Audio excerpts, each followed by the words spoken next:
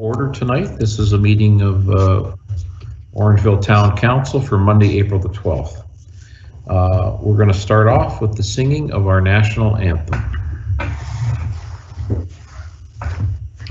Oh, Canada, our home and native land, true patriot love in all of us command.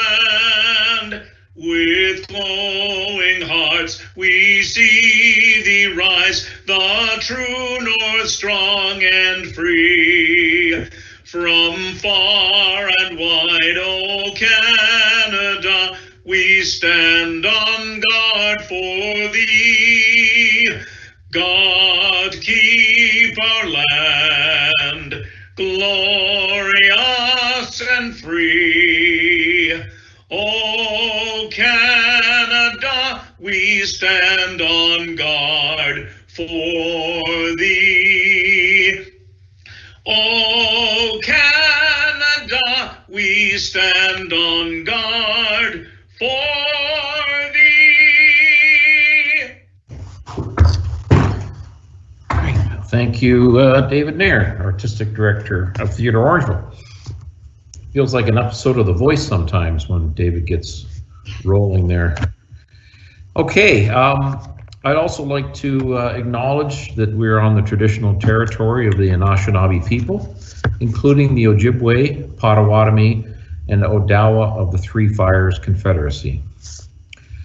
Due to efforts to contain the spread of COVID-19 and to protect all individuals, the council chambers at Town Hall will not be open to the public to attend council meetings until further notice. Members of the public who have an interest in a matter listed on the agenda may, up until 10 a.m. on the day of a scheduled council meeting, email councilagenda@orangeville.ca indicating your request to speak to a matter listed on the agenda.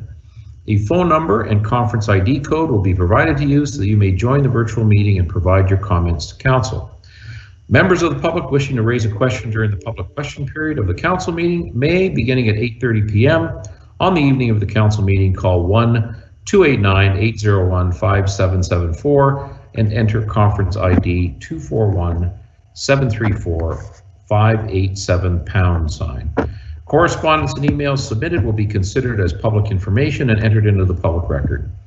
If you require access to information in an alternate format, please contact the Clerk's Division by phone at 519-941-0440, extension 2256, or via email at clerksdepartment@orangeville.ca. This meeting is being aired on public television and or streamed live and may be taped for a later public broadcast or webcast. Your name is part of the public record and will be included in the minutes of this meeting. We do have one disclosure of pecuniary interest from Councillor Peters regarding the community grant applications. Councillor Peters has submitted a written notice of that to the town clerk. Earlier tonight, we had a closed session of council, and in that closed session, there was a recommendation that the minutes of the March 22nd, 2021 closed council be approved, minutes be approved, and that a confidential verbal report from Ed Brennan, CAO, regarding advice that is subject to solicitor-client privilege, including communications necessary for that purpose, a position, plan, procedure, criteria, or instruction to be applied to any negotiations carried on or to be carried on by or on behalf of the municipality or local board, declaration of the shareholder of ORDC, the town, regarding ORDC changes be received, and that a confidential verbal report from Mayor Brown regarding a proposed or pending acquisition or disposition of land by the municipality or local board, a position, plan, procedure, criteria, or instruction to be applied to any negotiation carried on or to be carried on by or on behalf of the municipality or board, 100 Mill Street, be received. They have a motion to approve those. Councillor Peters, seconded by Councillor Post. All in favor? Thank you. Also, I'd like to have a motion to approve minutes of the council meetings of March 22nd and also the special council meeting of March 25th. May I have a motion, please? Deputy Mayor McIntosh, seconded by Councillor Taylor. All in favor? Very good. Moving on to presentation, petitions, and delegations. Tonight we have 3. We're going to start off with Mr. Rob Coco, who is the president of Orangeville Hydro. Mr. Coco, welcome. Thank you, Your Worship. Pleasure to be here. Yeah, I really wanted you to come because the information that you imparted upon the board of directors back a couple of weeks ago was very interesting, and I thought important that council and public receive that information as well. So if you could provide your presentation regarding greenhouse gases and the gas plants, that would be great. Okay, I'll start by sharing my screen.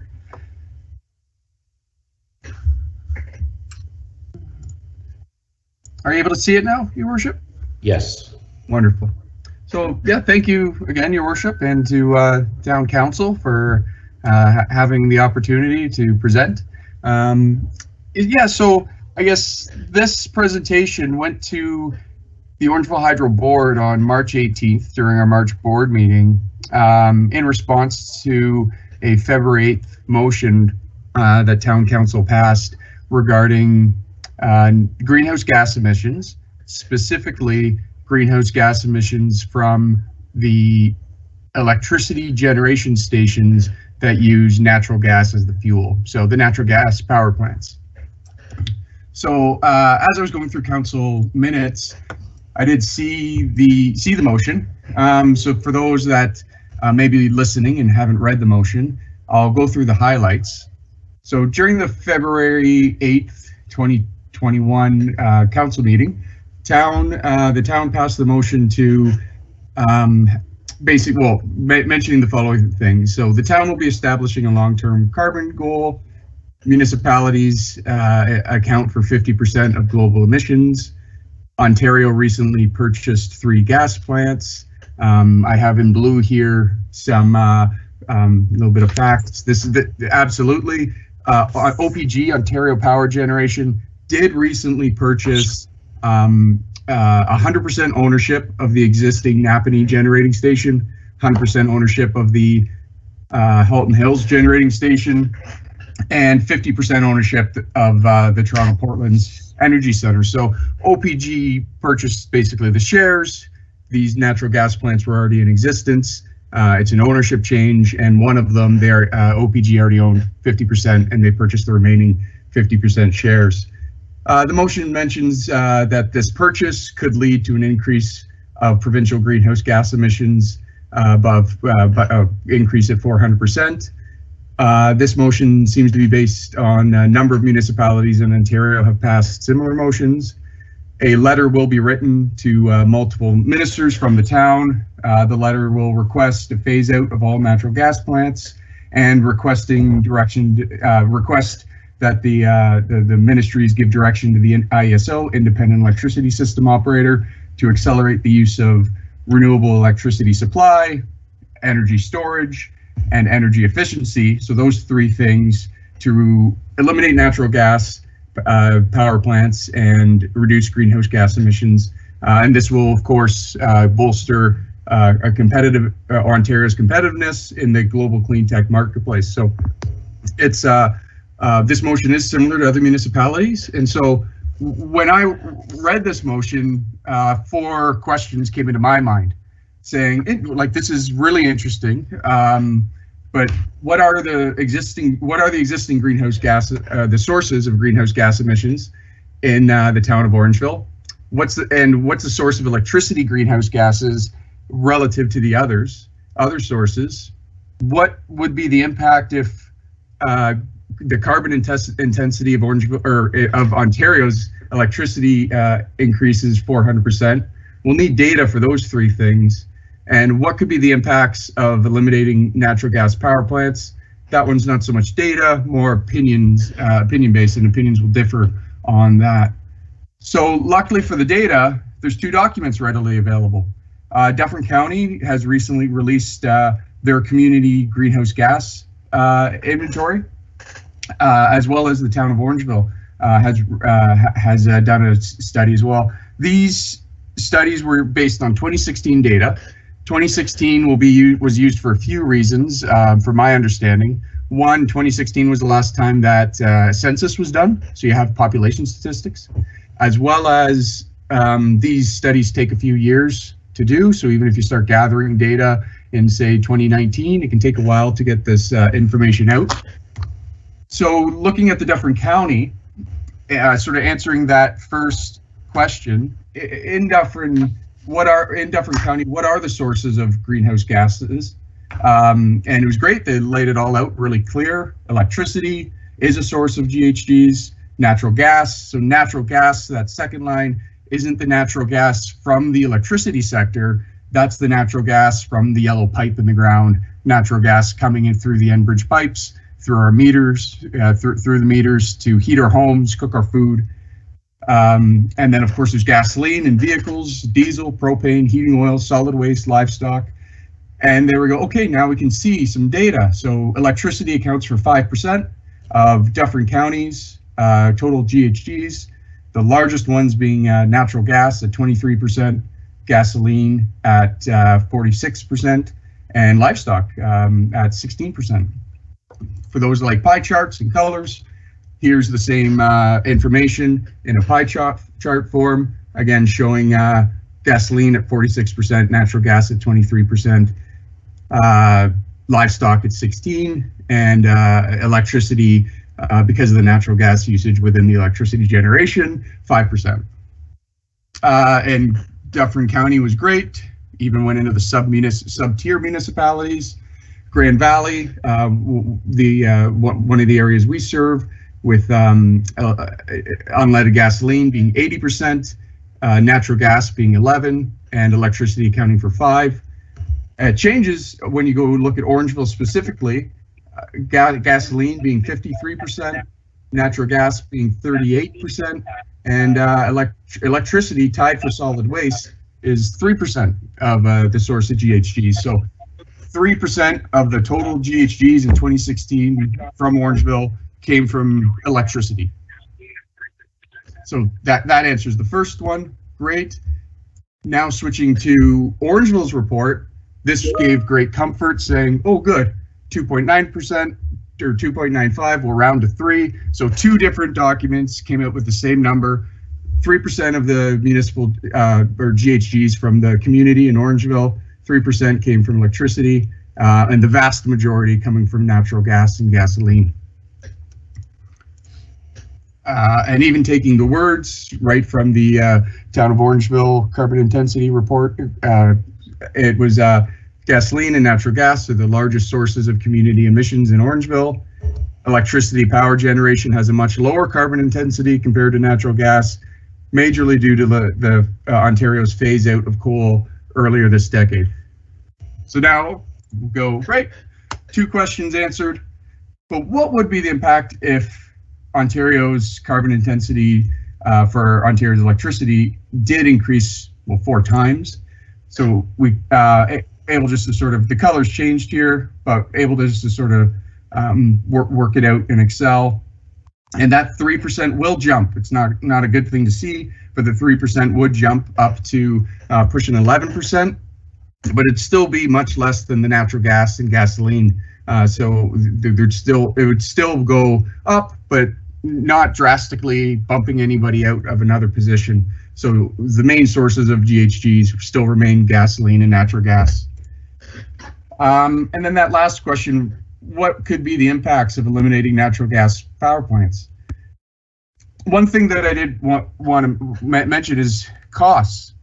So with the mention of the what will replace natural gas would be renewables, energy efficiency, and with those being the options, we have gone through this before, and right now, because of the Green Energy Act, Green Energy and Green Economy Act, and the microfit program, and the subsidies for the wind and solar, there was a significant amount of subsidies for those 2 sources, driving up electricity costs so much that under the Liberal government and continued under the Conservative government, that to $6.5 billion of electricity cost relief programs are annually transferred from the tax base. So Provincial tax revenues are subsidizing electricity rates to the tune of $6.5 billion. To put that in perspective, the entire budget for the Ministry of Environment, Conservation and Parks is $650 million. So 10 times the Ministry of Environment, Conservation and Parks budget is being used just to subsidize electricity costs due to in order to keep electricity affordable because of the subsidies and other historical playing and maneuvering in the electricity sector that drove costs up. So that $6.5 billion won't last forever. This is from the Ontario 2020 to 2021 budget, where between 2020 and 2040, the government of Ontario will be subsidizing electricity rates, and as those 20-year contracts start to expire, the subsidy will decrease.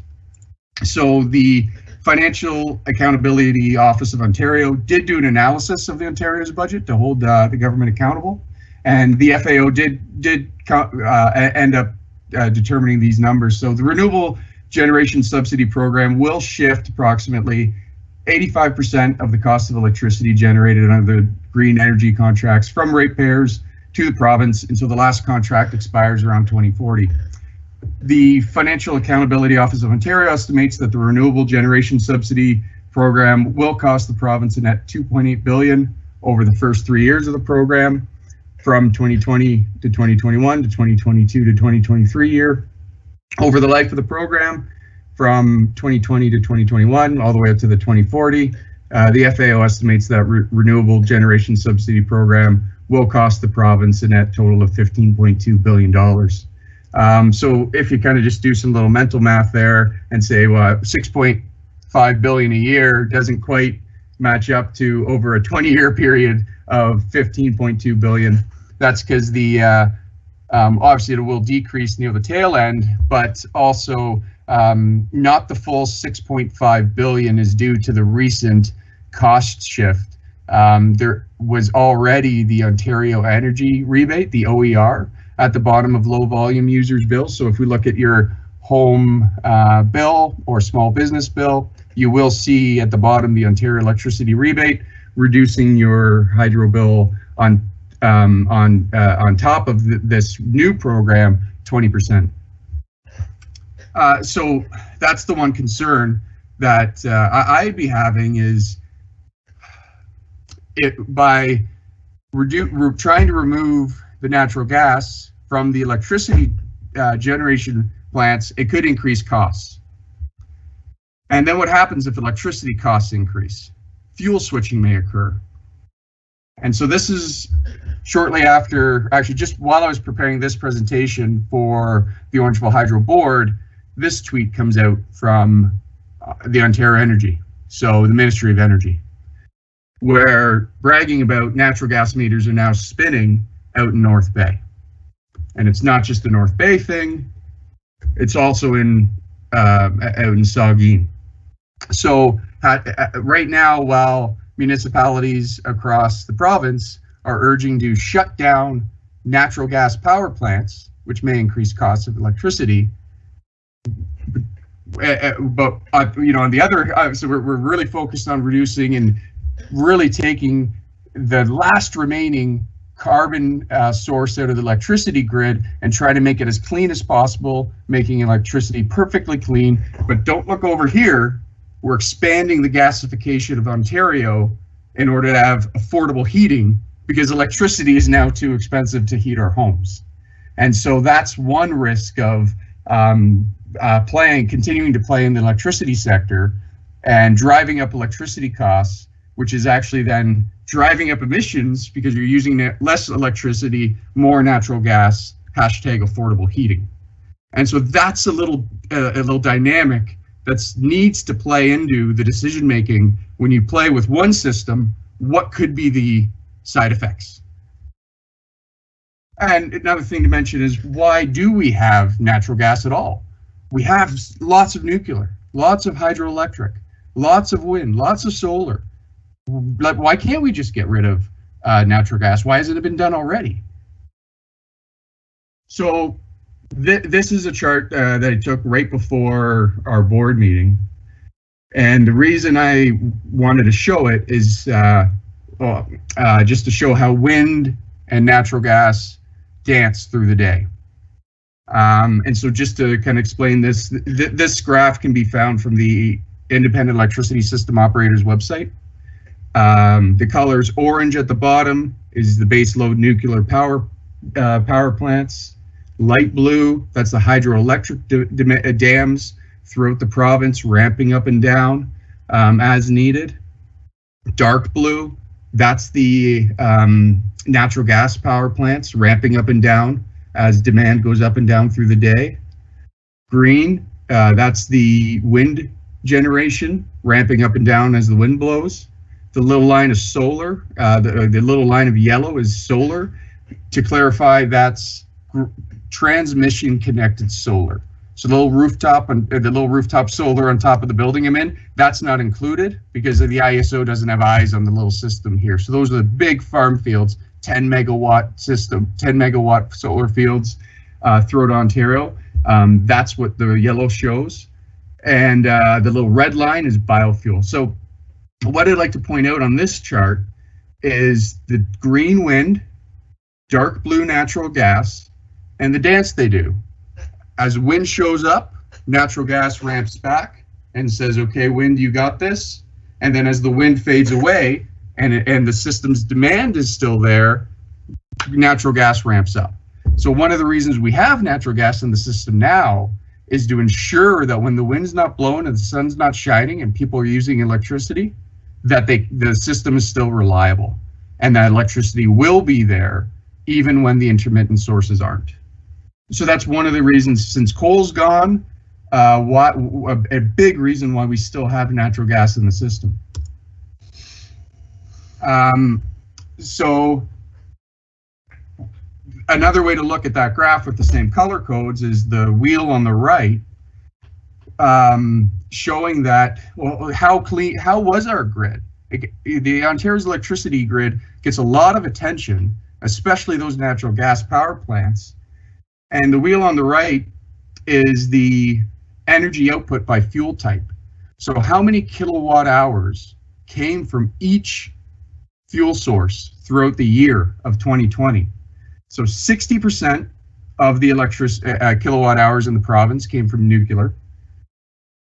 25% came from hydro. 8% came from wind. Less than 1% from biofuel. Less than 1% from solar. And all of those, and only 7% from natural gas.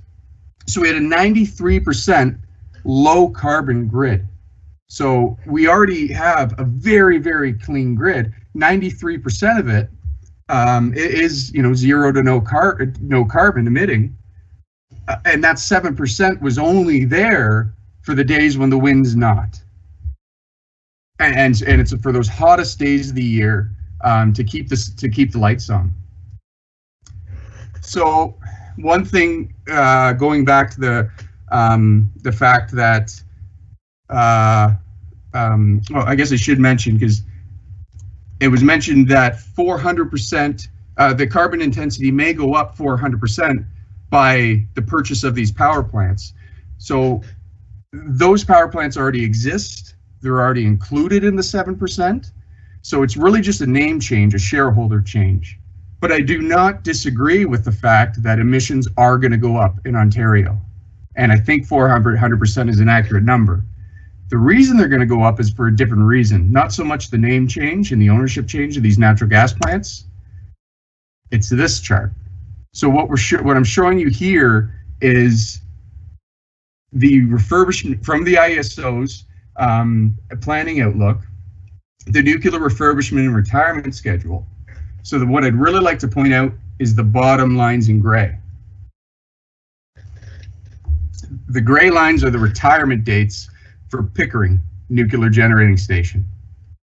So in 2024 and 2025, Pickering Nuclear is planned to be phased out. That is the reason carbon emissions are going to go up in Ontario. So this is also from the ISO's planning outlook. Without Pickering, non-emitting nuclear power generating station. All of that generation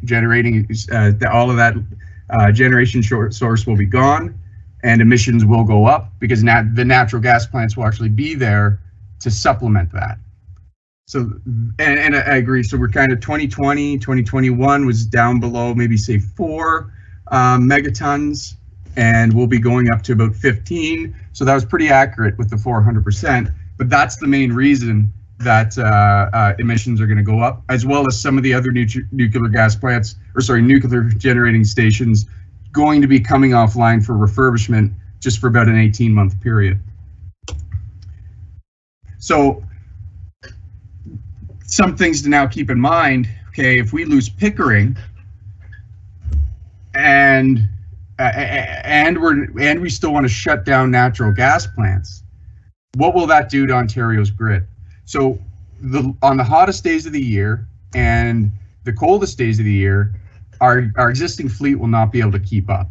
So we will need to import electricity.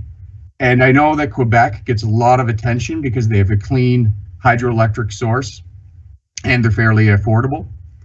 But Quebec isn't our only intertie. We're also connected to Manitoba, Michigan, and New York. And so on the hottest days of the year, and Michigan and New York are a lot closer to Southern Ontario and the GTA, the main load centers. So on those hottest days of the year, without natural gas, we will be importing, and it will be from those jurisdictions. And Manitoba, Michigan, New York use coal, and they use natural gas. So we will, by not having our own fleet, we'll actually be importing dirtier electricity, higher carbon intensity electricity from these other jurisdictions. So when this snapshot was taken, Ontario had a surplus, not a surprise. It was taken in March. We're in a shoulder season. And as you can see, we were actually, by those little arrows, we were actually exporting into Michigan, helping to lower their carbon intensity, exporting into New York, helping to lower their carbon intensity. But if those were reversed, we'd actually be increasing our carbon intensity. And so that, and again, that's something that needs to be taken into consideration. Out of these, so this picture was taken from electricitymap.org. Electricitymap.org has an API that ties into the system operators throughout the world. There's 101 different electricity grids that they monitor. Just a snapshot right before this meeting, we were 13th cleanest grid out of 101 grids throughout the world. I couldn't believe I got it, but early this morning I was able to take a snapshot. We were first, cleanest. It didn't last more than an hour, but we were actually at the cleanest grid in the world, according to the electricitymap.org. And for the carbon intensity of each source, they use the IPCC, the International Panel on Climate Change, for their 2014 report of carbon emissions by energy source. So, these are some concerns that I'd have looking at the phasing out of natural gas power plants. So, and the motions from a few municipalities. So the true cause of increased future GHGs in Ontario will be caused by the closure of Pickering Nuclear. Closure of natural gas power plants may increase the cost of electricity. Increased cost of electricity will increase fuel switching, like over to natural gas, #affordable heating. Loss of nuclear and natural gas plants will increase imports from Manitoba, who uses coal. Michigan uses coal. The New York natural gas. Imports from Michigan and New York will increase our overall greenhouse gas emissions. And then, to be selfish for the chair that I'm in today, the #1 concern for a local utility, lack of year-round reliable dispatchable generation causes concerns for reliable electricity. No matter how much we harden our lines, change poles, tree trim, it all starts at the source. So without dependable, dispatchable, reliable electricity generating stations, it causes concern for what's going to happen on the hottest days of the year and the coldest days of the year. And two recent examples of that were California with their blackouts in August 2020 due to the heat wave. And I believe it was in February, Texas got cold, the power went out. And so that's something, we get hot here, we get humid here, we get cold here, and that's something that causes concern for a local utility. So more than if natural gas plants are going to be shut down, more than renewable electricity supply, more than energy storage, and more than energy efficiency is required. So an alternative approach, let's just talk about reducing greenhouse gas emissions, leaving the electricity system alone, electrification. So reduce the local gasoline usage and the local natural gas usage and the corresponding GHGs through electric vehicles. So even the municipal fleet and transit fleet, air source heat pumps, no more air conditioning alone. Have an air source heat pump, looks like an AC unit, but can cool your house in the summer and heat your home in the shoulder seasons. Hot water heat pumps instead of a natural gas hot water tank in your basement. Induction stovetops instead of natural gas stovetops. Building, we hear a lot about net zero buildings. Seal the envelope, and once that's done, you can insulate it. I'm not necessarily saying electrify everything. It gets very, very cold in Orangeville and Grand Valley in the winter, and air source heat pumps may not be able to keep up. So you can keep your natural gas pipeline to have a little peaking plant to heat your home on the coldest days of the year. And then on the electricity side, I'm not saying status quo needs to stay, because it's not staying. The independent electricity system operator, local utilities like Orangeville Hydro, and many different industry associations are working together every day in order to do some really exciting things in the sector. Last year there was a capacity auction, so that's just where the IESO says, hey world, on the hottest days and coldest days of the year, we need capacity, not so much energy. Like in March here, we don't really need a lot of power right now. We have a lot, but on those hottest days of the year, who's going to show up to help supply the need? And so that's where things like demand response, factories will actually shut down or maybe run off a generator, reduce their load in order to provide capacity so other people can use power still. So that's load shedding, demand response, behind the meter storage, batteries behind the meter with private investment. So it's not even they're just local at the source, and combined heat and power. Of course, energy efficiency. It's sort of the term conservation has switched over to energy efficiency, rightfully so. Renewables, wind, water, solar, and plus storage will have a role to play, and I look forward to that. But refurbished nuclear is going to play a big role to keep Ontario as #1 or a top 20 in the world grid. New nuclear will need to play a role, especially if Pickering is going offline. New nuclear will be needed.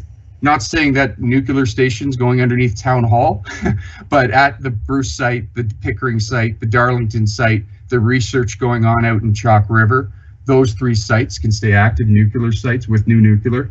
OPG is already working with a variety of North American and Ontario-based industries for small modular reactors. Yes, imports from Quebec will play a role. They already do now. And unfortunately, on those hottest days of the year, we will need to import, but obviously we should limit that as much as we can from natural imports from Manitoba, New York, and Michigan. So what now? The letter can go if council would like to stay with that. I won't stop the letter, but I did want to make sure council was informed from the perspective of myself and the Orangeville Hydro Board of some of the things we see.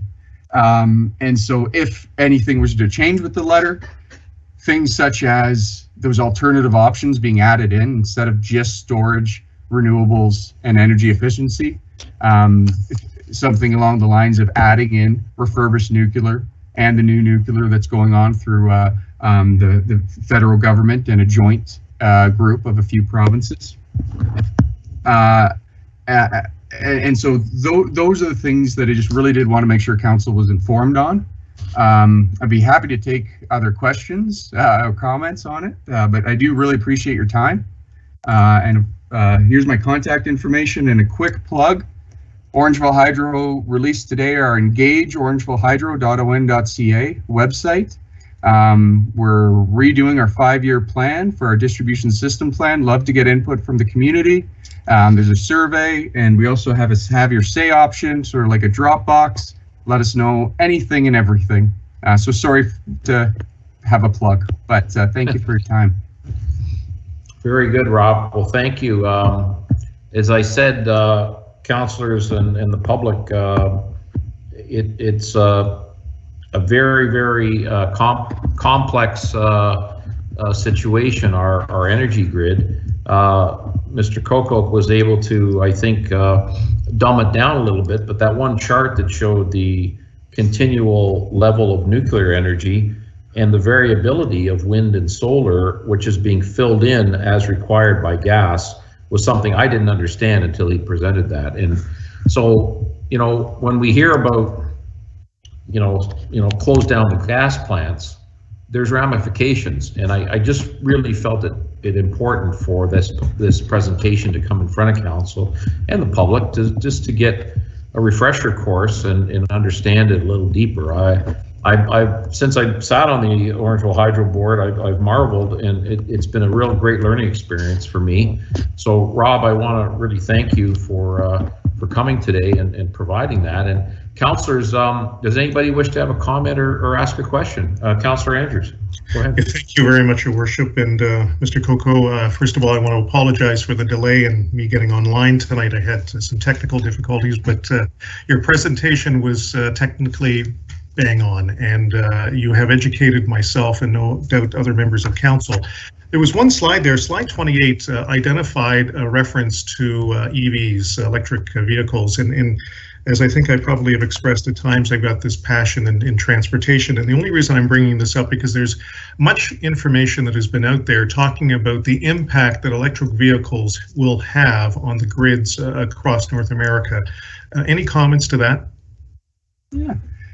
So of course I could speak on behalf of local Orangeville Hydro, and then ad-lib a little bit for what I've heard from upscale in the province. So locally, we have capacity on our grid. We're not maxed out already, so we do have capacity. Luckily, not everyone buys a new vehicle every year, so we will see it progress forward. We already have large loads on our system and been through this before. You go far back enough, there was no air conditioning units, and then ACs showed up, and they've been every year more and more are added to our grid. With electric vehicles, that's why we're here, right? We're here to serve load. We're here to connect customers, and so that's a challenge we look forward to meeting. As they continue to connect, I look forward to having creative solutions such as really bottom prices throughout the night, sort of an extreme off-peak rate to get people to fill those valleys at night and charge the vehicles at night. There's exciting projects going on with vehicle to grid. If we're doing demand response with large factories and a 2 megawatt battery charging in low demand periods and giving back in high demand periods, and then scaling that down to a small EV vehicle. Those pilot projects are going to be exciting to see move forward. So to answer your question directly, that's a challenge we look forward to meeting. That is also something, so now to bring it up to the provincial level, that is another reason why we will need capacity on the generation side. So if Pickering's not there, if natural gas plants aren't there, what's going to be the supply for this electrification, for this new load? Energy efficiency isn't going to be enough to give room on the generation system and the electricity grids to provide EV deployment. So we're going to need a lot on the capacity side, and then there will be poles and wires and substations and old technology that will continue to be built. in order to supply the new technology of the electric vehicles. Great. Well, thank you. That's a great answer, and look forward to see some of the developments in the coming months and coming years. Very good. Any other questions, councillors? Councillor Taylor.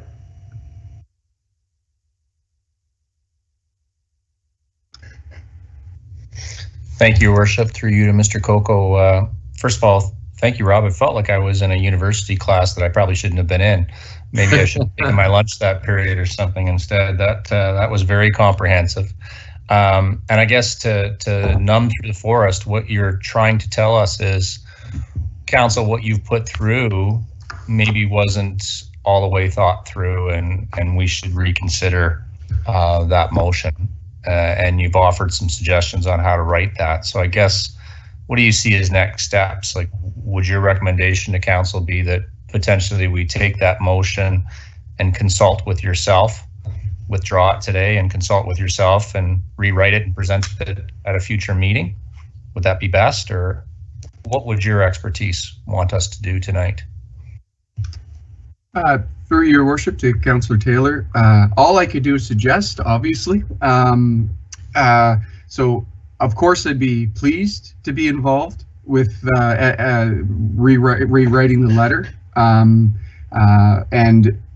I mentioned a few things to add in. I forgot one of the other things, since I had the ear of council to make a suggestion, and is the Dufferin County and the town of Orangeville have amazing climate change committees, departments. Sarah Wicks and Kylie Ann at Dufferin County, Allison Miles and her team at the town of Orangeville have done amazing work with evidence-based plans, and I'm in the wrong room when they start talking about what they do, and I'm just in awe at what they have envisioned for Dufferin County and the town of Orangeville. To go back to your question, I gave a few suggestions, and I'd be happy to have input, and also definitely support what these climate change departments are going to bring forward. They have amazing plans. It's great to see one of them in this agenda package already, and I look forward to seeing those action items, those local action items that will have an impact and will reduce greenhouse gas emissions locally come to fruition. If the town council does want to still have an impact upstream on the provincial side of things, I'd be pleased to provide resources and input. Very good. Go ahead, Councillor Taylor. Yes, thank you, Your Worship. If I may, through you to Councillor Peters. Councillor Peters, if I think back, this was in large part your ideation, and I always respect your ideation. I supported the motion at the time. I'm wondering what your thoughts would be, and my suggestion would be is I wonder if you collaborating with Mr. Coco and then coming back to council, because I think we've just about got this right. I think it's a B+, and we shouldn't abandon ship here. We should continue with your leadership. It's just, I'm wondering if we should just take a little bit of the counsel that we're going to be given through you, Councillor Peters. Sure. Through you, Mr. Mayor, to Councillor Taylor and the rest of the council. I did put a lot of thought into this. This wasn't sort of cut and paste from another municipality. There are similar elements, but first and foremost, this was an advocacy motion. This is, demonstrating to the province that we think they can do better. And, it talks about the phase out of the gas plants. It doesn't talk about the immediate shutdown. It doesn't say Orangeville is doing a poor job with its grid. It's saying the grid could be better. And when we look at things like carbon metrics and emissions and greenhouse gases, this is one of the large areas of impact. Gas may be 7% of the province's consumption, but it's nearly 100% of its emissions because of, as Rob mentioned, the rest of the sources are fairly clean. So, we can make a list a mile long of all the better ways the grid could be, but, this was addressing an immediate time when this was sort of relevant in the news and the province was making decisions.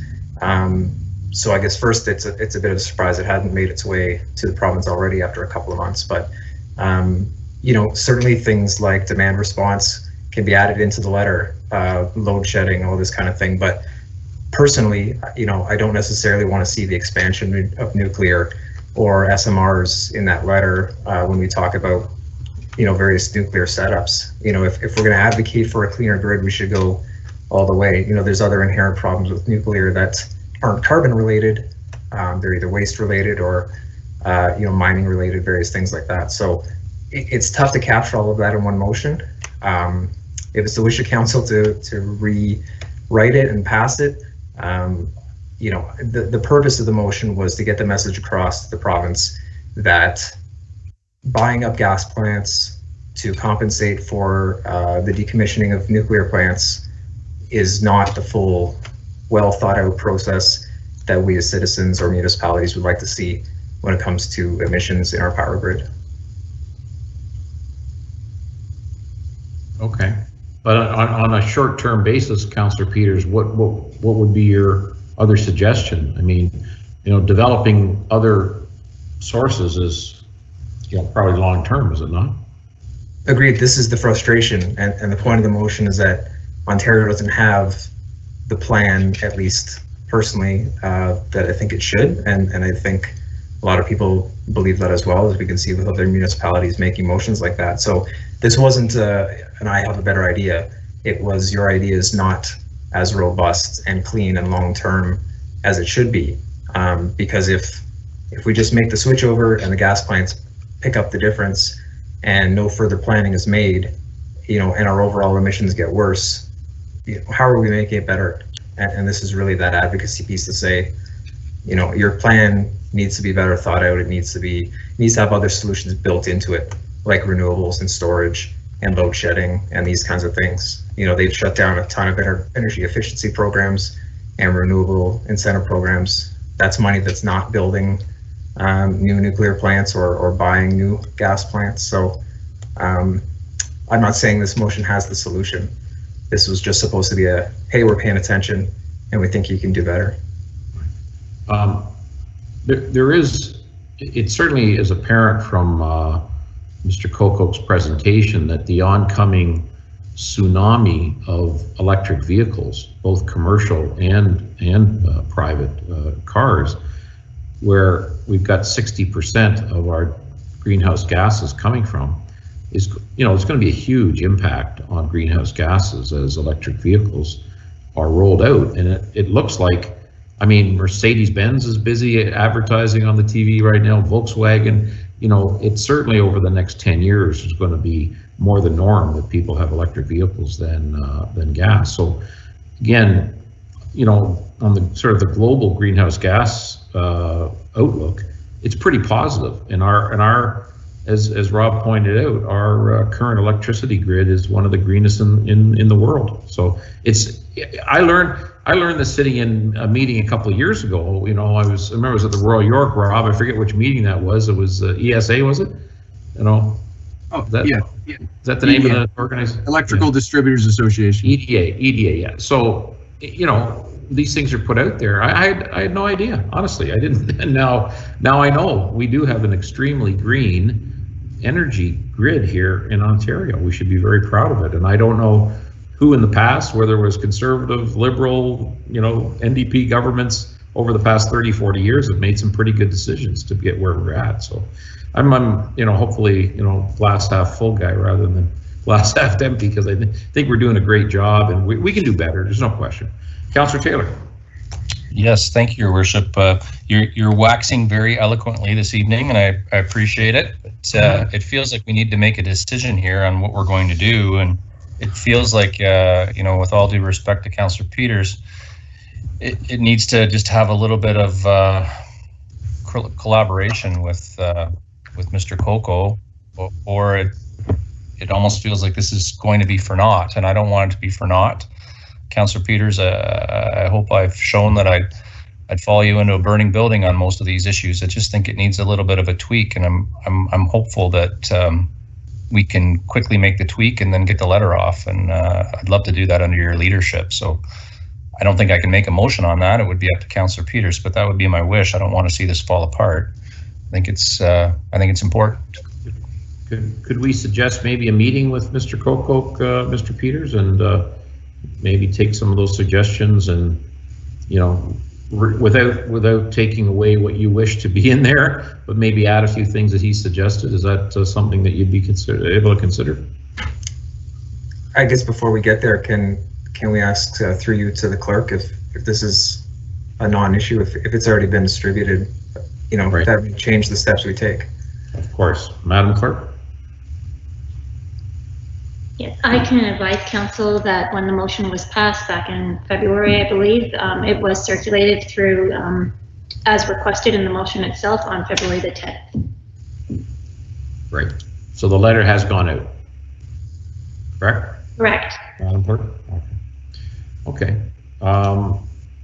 So what does that mean? Does that mean we want to amend our letter, or do we leave things as they are, councillors? I don't know. I just Councillor Peters, go ahead. Practically speaking, I don't know if an amendment is going to make waves at the provincial level. I do appreciate Mr. Coco coming and giving his perspective on the issue and whether the letter was a B+ or wherever it falls on the spectrum. I'm not sure it's a good use of staff time to be going through with a fine-tooth comb, but we can certainly learn from it, and if any other issues in this environment come up again, we can certainly discuss them in greater detail. Yeah, maybe that's the learning point here. We need to do our homework a little bit on this, because it seemed like this kind of got waved through without this knowledge, which I'm very appreciative of Mr. Coco sharing this with me, because I didn't understand the entire situation, as I would presume most of the councillors are in the same boat as I. So anyway, okay, well listen, we've spent an inordinate amount of time on this one item today. We've got a busy agenda. I want to thank Mr. Coco again for his presentation. Very educational for all of us, and thank you. I think we should just move on at this point. Councillor Taylor, is that the letter's gone out, so no, it's absolutely fine for me. I just I appreciate Mr. Coco coming, Your Worship, and I also just wanted to say again to Councillor Peters, I always appreciate his knowledge and his leadership in this area, and it was all meant as a friendly motion, for sure. All due respect. Absolutely. Okay, so Mr. Coco, thank you. We're going to move on with our agenda. We'll see you at the next board meeting for the hydro. All the best. Thank you for your time. Okay. All right, moving on to item 11.2, we have Michael Cornish. Mr. Cornish wishes to speak about vehicle noise control. Mr. Cornish. Good evening, Your Worship and councillors. Can you hear me?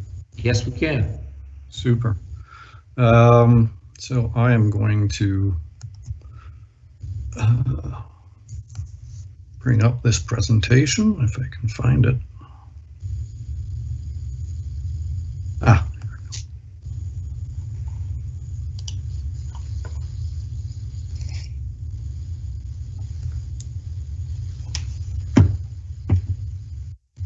Did that come up?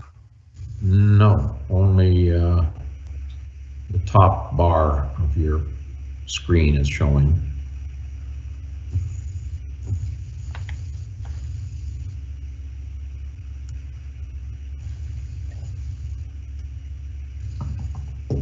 Still no. Hey, let me try. Oh, there you go. Yes, there it is. We see it now. Okay, still? Yeah. Okay. So, right. Mr. Cornish, Yes. like we've given Mr. Coco some wide latitude on his presentation, but we've got a busy night tonight. I know you've got 10 pages here. I think we're all supportive of vehicle noise control. So I'd like you to try and be, get some brevity here and deliver your messages as concisely as possible. So thank you. Please carry on. Certainly, Your Worship. Yeah, and I didn't intend to go through this whole thing. It was just grouping some thoughts together. And I moved here 2 years ago, so I've been slow to kind of bring concerns about this. But we moved here because of the small town feel, walkability, live music, and so on. And I've noticed the vehicle noise coming from many different sources, and it certainly impacts the quality of living in Orangeville. I suppose with electric vehicles coming along, we probably won't have to worry about this so much. So I brought this forward as Councillor Peters' suggestion, and lingered on it for a while, but it was only a few weeks ago that we had a car coming through the neighborhood racing around at top speed coming around the corners, a loud car. And I use that as an example. They could have easily have killed somebody on a bike. They were coming through our neighborhood for a couple of weeks. And obviously not all loud vehicles are doing that, but there is definitely some overlap.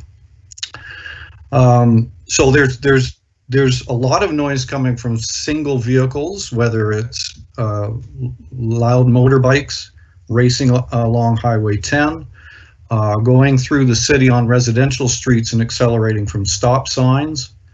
I'm sure everybody's experienced some of this. If you're trying to dine out down on Broadway at supper hour, especially Rustic with that busy intersection, it's not enjoyable. It's very disruptive. So I put together a bunch of facts on the sheet and what on the slide and what other municipalities have been doing. Caledon very recently, and Peel has restarted their program. So it's, I just request the council take a look at what's going on in the other municipalities and at least have some kind of common front with the OPP. Right. Madam Clerk, we had a brief conversation this morning. Could you let the public know, recommend the course that they should be taking if they hear or they know of somebody in their neighborhood or see this? Yes, in having a conversation with the OPP, we were advised that they should contact the OPP directly with respect to their concerns when they are occurring. Right. Okay. And I know in Peel, you mentioned Peel, Mr. Cornish. I think they've got something called Project Noisemaker down there, and I think other OPP detachments have done that. I had a brief conversation with Detachment Commander Ward about this, and my understanding is he's going to try and get his command team to roll similar programs out in Dufferin County, including Orangeville, obviously. So really appreciate you bringing this to our attention. It's something that all of us have experienced, and it's annoying. It really is. And I sit in my office here on Broadway on a summer day, and it's several vehicles an hour, I would say, or have a noise at an annoying level. So it's clearly all over town, and it's problematic for me anyway. Councillors, anybody wish to make a comment to Mr. Cornish or ask a question? Councillor Peters. Thanks, Mr. Mayor, and through you, thank you, Mr. Cornish, for the presentation. My question is for the Mayor and/or Councillor Taylor. Have there been any discussions? Sorry, let me back up. One of the pieces that Mr. Cornish has brought up in his presentation is advocating for larger fines for noise violations. And I was wondering if there had been any discussion at the previous or current police board regarding that tool. I'll pass it over to Chair Taylor of the Police Services Board. Mr. Taylor. Yes, thank you, Your Worship. Through you to Councillor Peters, there has been no discussions at the Police Services Board about noise as of yet. I too have spoken to Mr. Ward or Inspector Ward. So I think it would be appropriate to have it on the next Police Services Board schedule, and I actually just submitted the agenda to our secretary today. So I think your suggestion of having that brought up is a good one. The only add-on I'd like to make is I have certainly had noise complaints over the last 2 weeks, and the bylaw within Orangeville does talk about noise. It's worded quite differently, and it might be dated now, so maybe there's some ways to make it more modern. It was signed by Mayor Mary Rose at the time, so it's some time has passed since it was the inception. Maybe there's room for updating that. Very good. Okay, if there's no further questions of Mr. Cornish, I want to thank him for bringing this again to our attention and the public's attention. We will try and take some further action in concert with OPP. So thank you, Mr. Cornish. Thank you. All right. Thank you. All right, moving along, 11.3, we have former Councillor Sylvia Bradley on board. Ms. Bradley, welcome. Are you with us? Can you hear me? Yes, we can. Oh, okay, perfect. Because I'm sorry, I had to use the phone. I couldn't connect for whatever reason through the Teams. So thank you very much for allowing me to speak again tonight to the Mayor, Deputy Mayor, and Council. I want to talk about item 12.11, which is the Faulkner Sunset sidewalk, which is on the agenda later on tonight. One thing there's a couple things I wanted to speak of. The first of which was the survey policy process. There was 25 surveys were distributed to local residents here, to those that are affected by this proposal.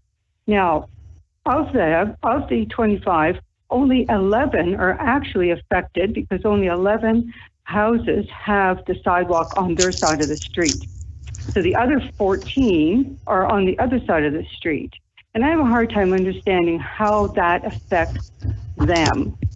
So even if all 11 on this side of the street decided they wanted the sidewalk, the 14 on the other side of the sidewalk or the road could have kiboshed that. So I think there's an issue with how that's done. There was no addresses also on the survey, so we had no idea who was voting which way, unless some people voluntarily gave their address. My survey, by the way, was not included for whatever reason. I have no idea, but it's not included in the attachment today. So that was one thing. One of the letters from Al Toms stated that my motivation for asking for the sidewalk was as a result of the lack of enforcement on this area. And that's not true. My motivation is strictly safety. We see the kids here and the older people, and it's a concern.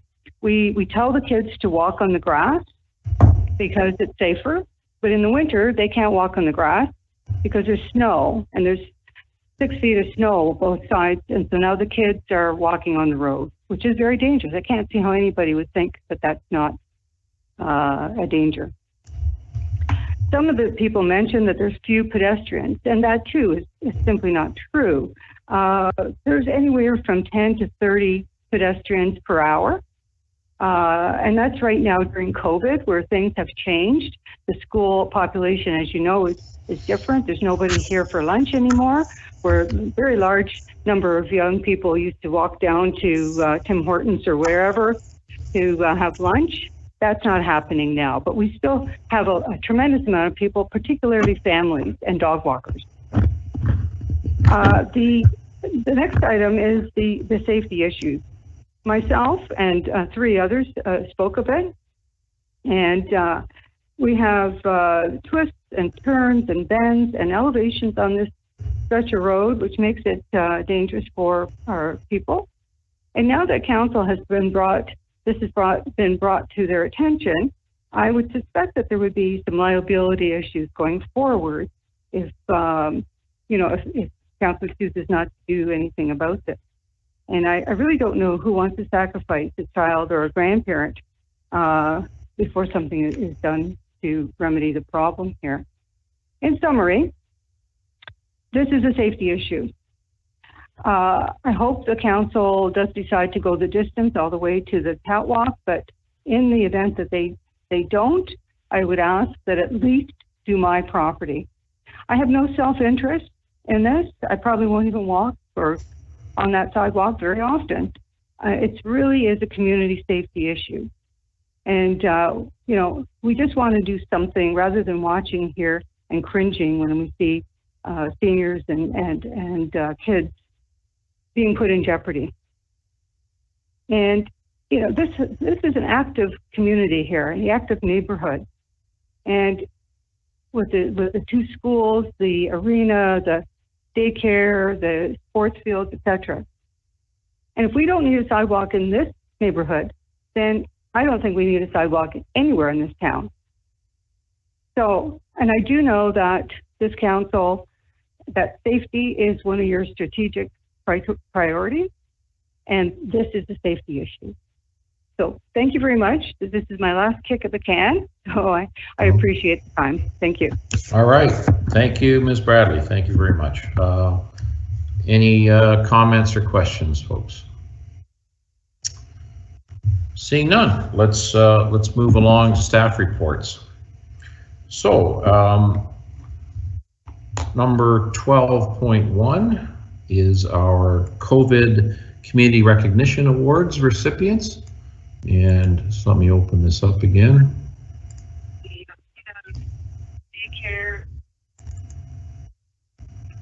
So, staff had received and done some analysis and looking at deserving Orangeville residents and businesses and organizations for their outstanding efforts within the community during COVID-19. There's been a couple of a business and a service club identified here, Pottery Parties in the Hills, and the Orangeville Lions Club for outstanding service to the community during this, during the pandemic. Ms. Frew, the owner-operator of Pottery Parties in the Hills, has been able to adapt her business and has offered some work from home situations with home ceramic painting kits and socially distanced drop-offs and pickups. And she's quoted here, one of the participants in her programs is quoted as saying, "Tanya kept me sane with projects while quarantining, and I'm forever thankful for every piece that kept me busy." So Ms. Tanya Frew, owner-operator of Pottery Parties in the Hill, thank you very much for your service to our community. And then over to the Orangeville Lions Club. Lions Club did a successful food drive during the pandemic at Christmas time, and also along with the Rotary Club and others have participated in the funding of the natural playscape at Island Lake Conservation. I know the Lions had donated in the order of $50,000 for that particular project at Island Lake. So thank you to all the members of the Lions Club for their participation. Any councillors wish to speak to this at all? No. So oh yes, Deputy Mayor McIntosh, go ahead. Yeah, I was just going to also congratulate the two groups, I guess. And when I got this award going, these are the type of things I hope to see, and I'm really glad that it's progressing. And thank everybody involved. Yes, thank you. So we have a recommendation that the report CAO 2021-02, the COVID-19 Community Recognition Awards, recipients be received, and that a donation in the amount of $80 be given to the Orangeville Food Bank from the Community Grant Program on behalf of the award recipients. May I have a motion for that, please? Deputy Mayor McIntosh, seconded by Councillor Andrews. All in favor? Yes. Great. And thank you again to our award recipients. All right, moving on to 12.2. This is regarding community grant allocations. Councillor Peters is stepping away as he has a pecuniary interest in this, as a family member sits on the board of the Senior Center. So there is a recommendation that report CPS 2021-010 dated April 12th, the community grant allocations for 2021 be received, and the council approve the distribution of 2021 community grant budgeted funds of $46,500. Any comments from councillors on this? Yes. Councillor Taylor and then Councillor Sherwood. Yes, thank you, Your Worship. I'm very familiar with all these organizations, and I would just like to simply take the staff advice and make the motion that we approve this as written, and thank all of those organizations for the wonderful work that they do on behalf of Orangeville. Very good. So that's a motion from Councillor Taylor. Councillor Sherwood, did you want to second that and then speak to this as well? No? You want to speak to it? Okay, go ahead. Yes, Your Worship, through you. I just wanted clarification about the Orange Hill Tennis Club. And when I look at some of the criterias about one of the questions was, is the service available to citizens in the community on an equal basis? I believe that these are only, the area is only used by those that are members and that is not available to the whole community. Am I not correct on that? Mr. Osmond. Thank you, Your Worship. Through you to Councillor Sherwood. There is public time allowed on the courts, and we have scheduled time. We do that in collaboration with tennis. So each year we allow time for the public use, and during the week. And I don't have the exact time in front of me, but we do accommodate public use on that particular area on Rotary Park. Thank you, Your Worship. Through you, thank you, Mr. Osmond, for clarifying that, because I had a little bit of a problem with funding something that's for exclusive use and not for all of our citizens. So I'll gladly second the motion that Councillor Taylor has put forward, now that I know that all of our community can use that facility. Very good. Thank you, Councillor Sherwood. Any other comments from councillors on this item? Councillor Andrews. Thank you very much, Your Worship. I'm just wondering, and this would be a question for Madam Clerk, would previous recipients of the community grant, would they have been notified that the cycle was available for them to apply? Through you, Mr. Mayor, to Councillor Andrews, I would actually have to turn that question over to the Treasurer. Okay, Madam Treasurer. Through Your Worship, to Councillor Andrews. So we do have information available on our website. The other thing I would like to point out to Councillor Andrews is that there is no specific deadline for application.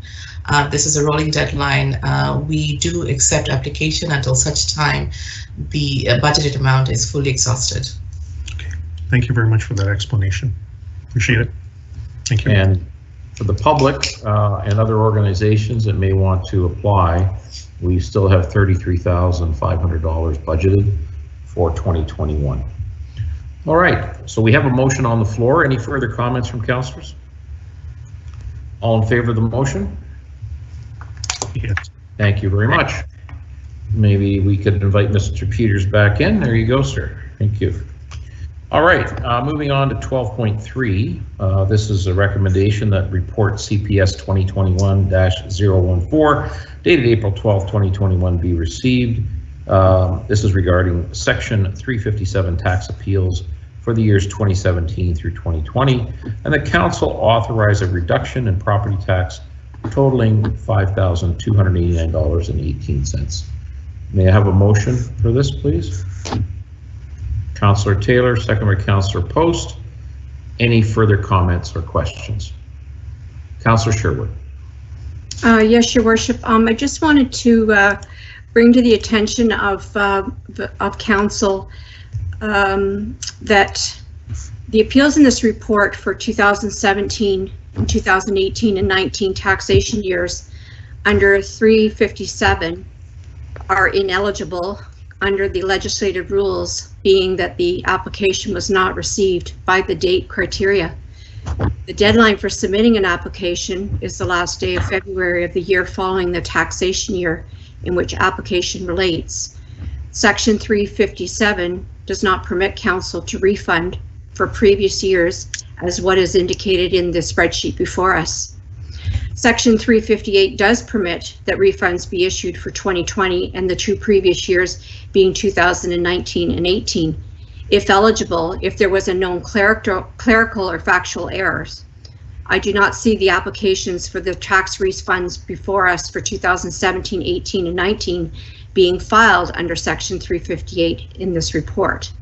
Therefore, I advise council that we can only approve the 357 applications for the 2020 taxation year in the amount of $1,956.64, as that is what meets the eligible legislative rules and that we not approve the tax refunds for 2019, 18, and 17 as they are ineligible under Section 357 of the Municipal Act. As pointed out in the report, the applicant can appeal to Council's decision to the Assessment Review Board. All right. Madam Treasurer, do you have a comment on this? Thank you, Worship. So a couple of comments. First and foremost, town's portion of the write-off is $1,200, a little over $1,200. I just want to make that clear. And second of all, Councillor Sherwood is absolutely correct in terms of if Council do not approve 2018, 19, and 17 portion of the write-off, then these ratepayers do have the option to go to ARB. That being said, I would like Council to consider a couple of things. First and foremost, some of these applications were probably delayed, and I'm speculating here. I believe due to COVID-19, there has been some delays, and town of Orangeville is not unique to this. A lot of municipalities around Ontario have experienced delays in terms of accepting application. And if it does go to ARB, I believe ARB arbitrator will be looking at this from that perspective as well. At the end of the day, Council does have the option and the discretion not to approve previous years. However, I would ask you to consider, given that these ratepayers do have the option to go to ARB. Okay. Any further comments from councillors on this matter? Councillor Taylor. Yes, thank you, Your Worship. First of all, I'd like to thank Councillor Sherwood for her advice and the input that she's given. I guess from my standpoint, it seems like we're just going to be, causing a bit of a circle here and creating a step for people to go through that. In my view, I don't know why we would do that over such a small amount. So I would be in favor of going ahead and approving what the Treasurer has put forth here. Madam Treasurer, can you just reiterate again? You mentioned a number of $1,200. So this $5,289.18, only $1,200 of it is coming from Orangeville taxpayers? That's correct. That's the town's. The rest is county and education? That's correct, Your Worship. All right, Councillor Peters. Thank you, Mr. Mayor. Through you to the Treasurer. I'm definitely no expert on this topic, but it looks like the years that are being appealed fit in with the impact period, right, which is every 4 years. So is it typical that an application made in, let's call it 2020, would be retroactive for the entirety of the impact period? Madam Treasurer. Through Your Worship to Councillor Peters, you're partially correct. Under the legislation, an applicant can apply up to 2 years in retrospect, retroactively rather. But given the climate that we're in, as I've mentioned earlier, if it does go to ARB, Assessment Review Board, I believe an arbitrator will look at this with a much softer glance.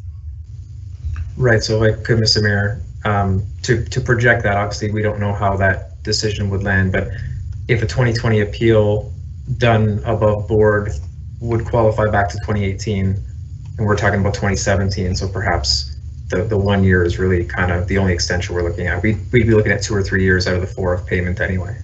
That's correct. Okay, thank you. Councillor Sherwood. Yes, Your Worship. We would be looking at rebating, but not under a 357. I just want to be very mindful to our councillors that if you read the 357, we do not have the authority to give refunds back that many years. I'm being very respectful to the Treasury and the financial staff.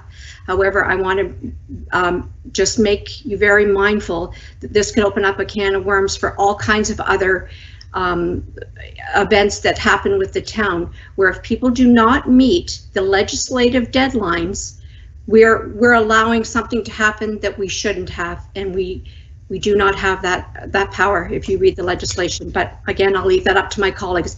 It's not the amount of money to rebate. It is the fact that they are ineligible under legislation, and I believe that we have to follow the law.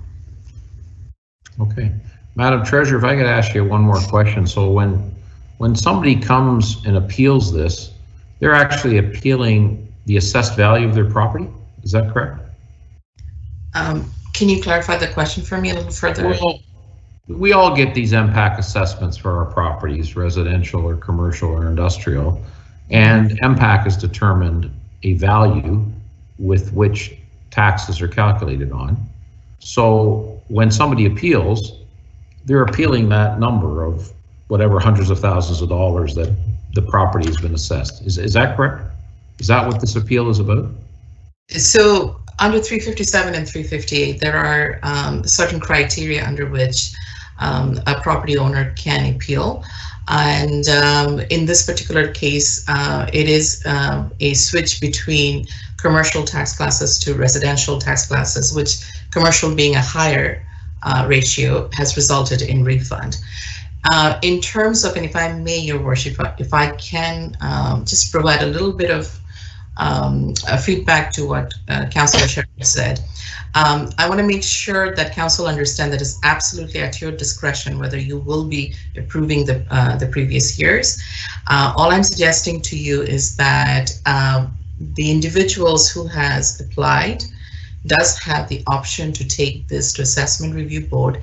In that instance, we may have to pay not just the amount presented before you, but additional legal cost and so on. So I just wanted to make sure that I'm not by any means providing wrong information by saying that the report in front of you is contrary to what the law is saying or what the Municipal Act is saying. All I'm saying is, if you're going to approve the previous years, which I have recommended in the report, it is completely at your discretion. Thank you, Your Worship. Okay, so Councillor Taylor's made a motion to approve this. Do we have a seconder for that? Councillor Post has seconded that. All right, is there any further questioning on this matter before we vote on this? Okay, all in favor? Opposed? All right, that matter is passed. Could you verbally state who opposed, please? Yeah, Sherwood, McIntosh, and Brown are in opposition. Okay, moving on to 12.4. This is an investment report for 2020 fiscal year. This is report CPS 2021-024, and a recommendation that this report be received. Councillors may have a motion to receive this report. Councillor Andrews, seconded by Councillor Taylor. I had a question on this, Madam Treasurer. So it looked like you had three sums of money that had been invested. One of the sums was for a group associated with AMO and also the Municipal Finance Managers Organization, I believe. The return seemed awfully low. Can you tell us about how that money is being invested and why is the return so low, less than 1%? Okay. Thank you, Worship, for that question. So if you look at, so first of all, we have three different bodies of broker that we invest with. One is TD Canada Trust, Edward Jones, and as well as you just mentioned, One Investment. So One Investment is a group put together through the Association of Municipalities in Ontario, otherwise known as AMO.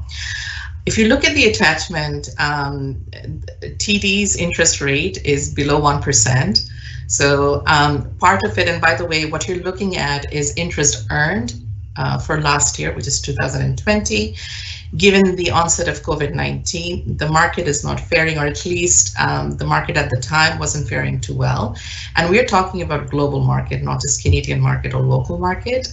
So most of the yield numbers that you're looking at, or the interest numbers that you're looking at, are substantially due to the fact that almost 70% of 2020 was under COVID-19, and due to the poor performance of the market, we have seen very poor yield, so to speak.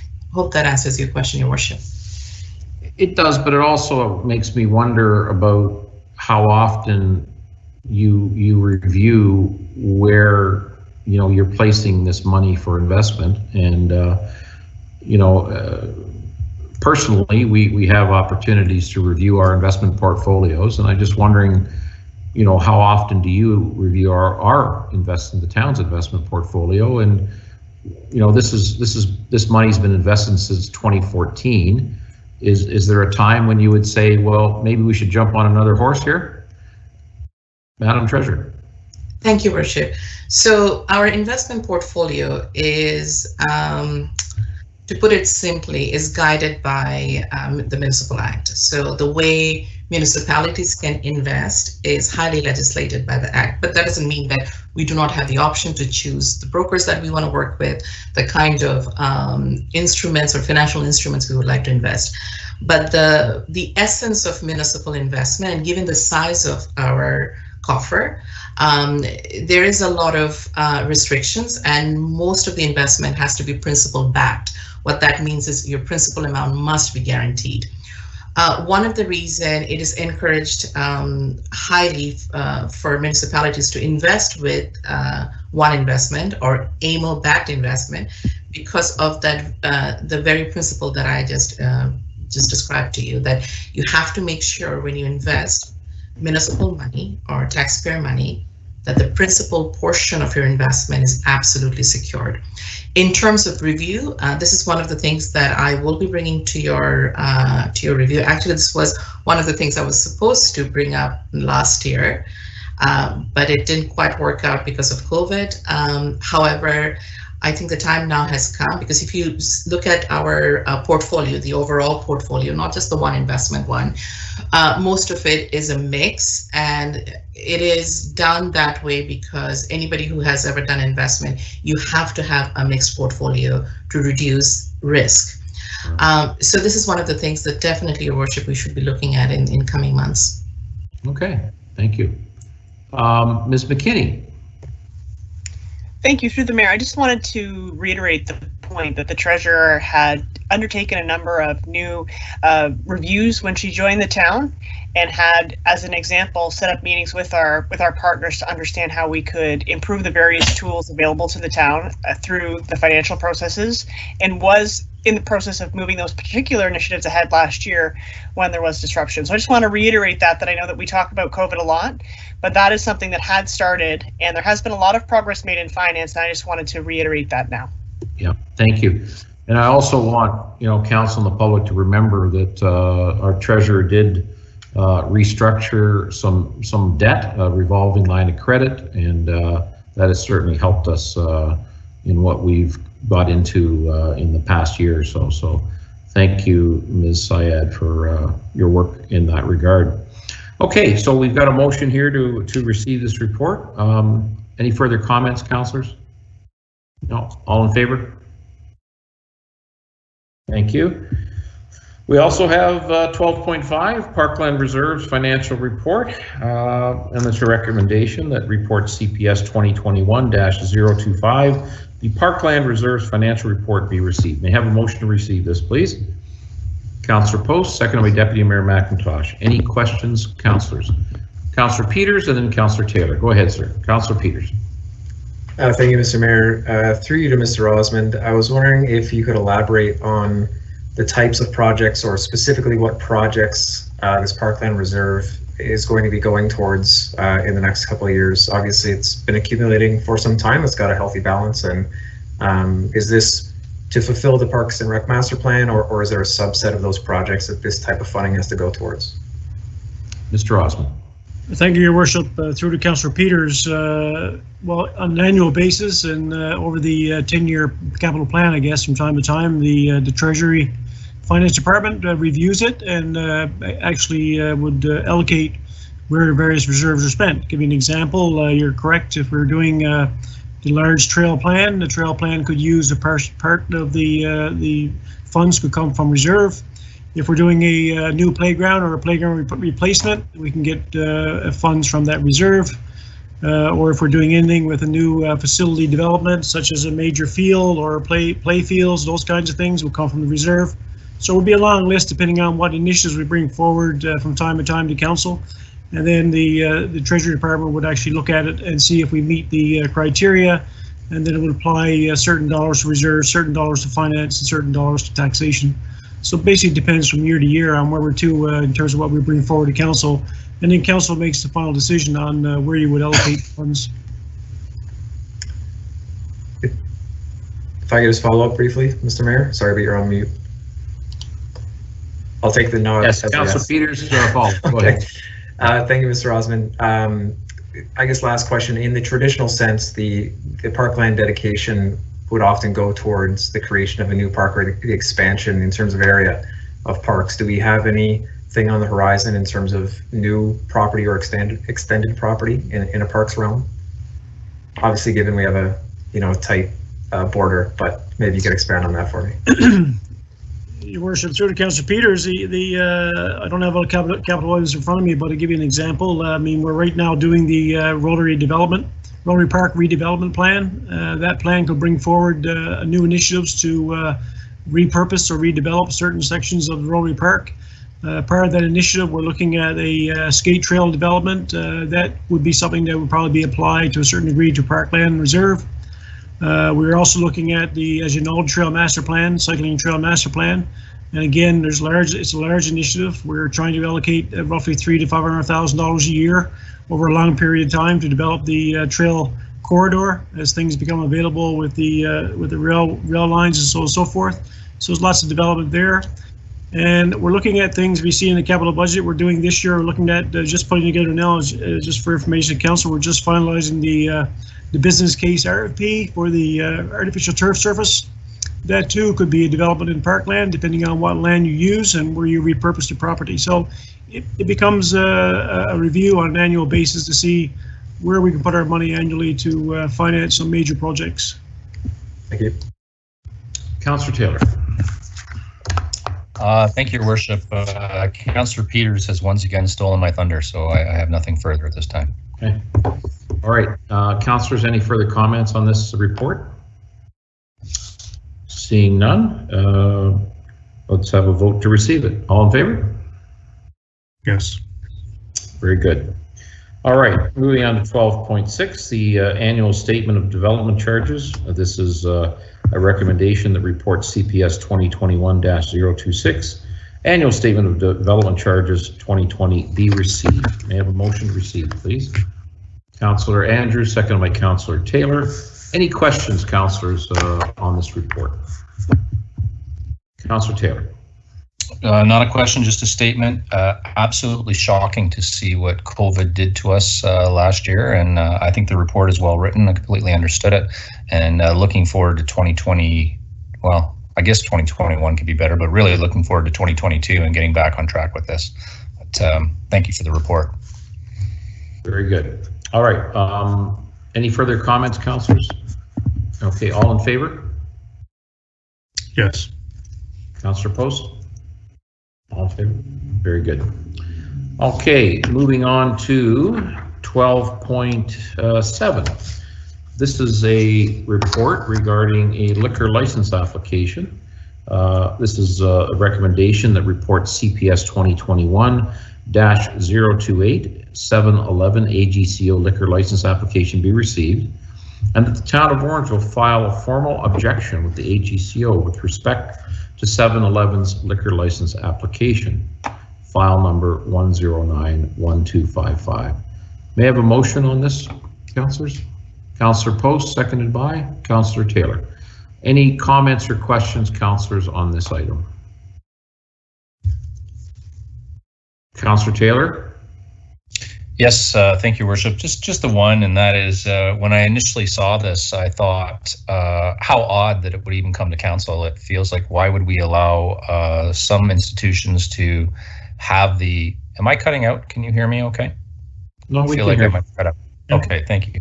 I feel like some institutions are getting a leg up. You know, the Metros, the Sobeys of the world, and why would we allow Couche-Tard to fall behind everyone else? But the reality is, the way this is written, it's quite different than having liquor within the establishment and being able to consume it there and not satisfying staff with the requirements.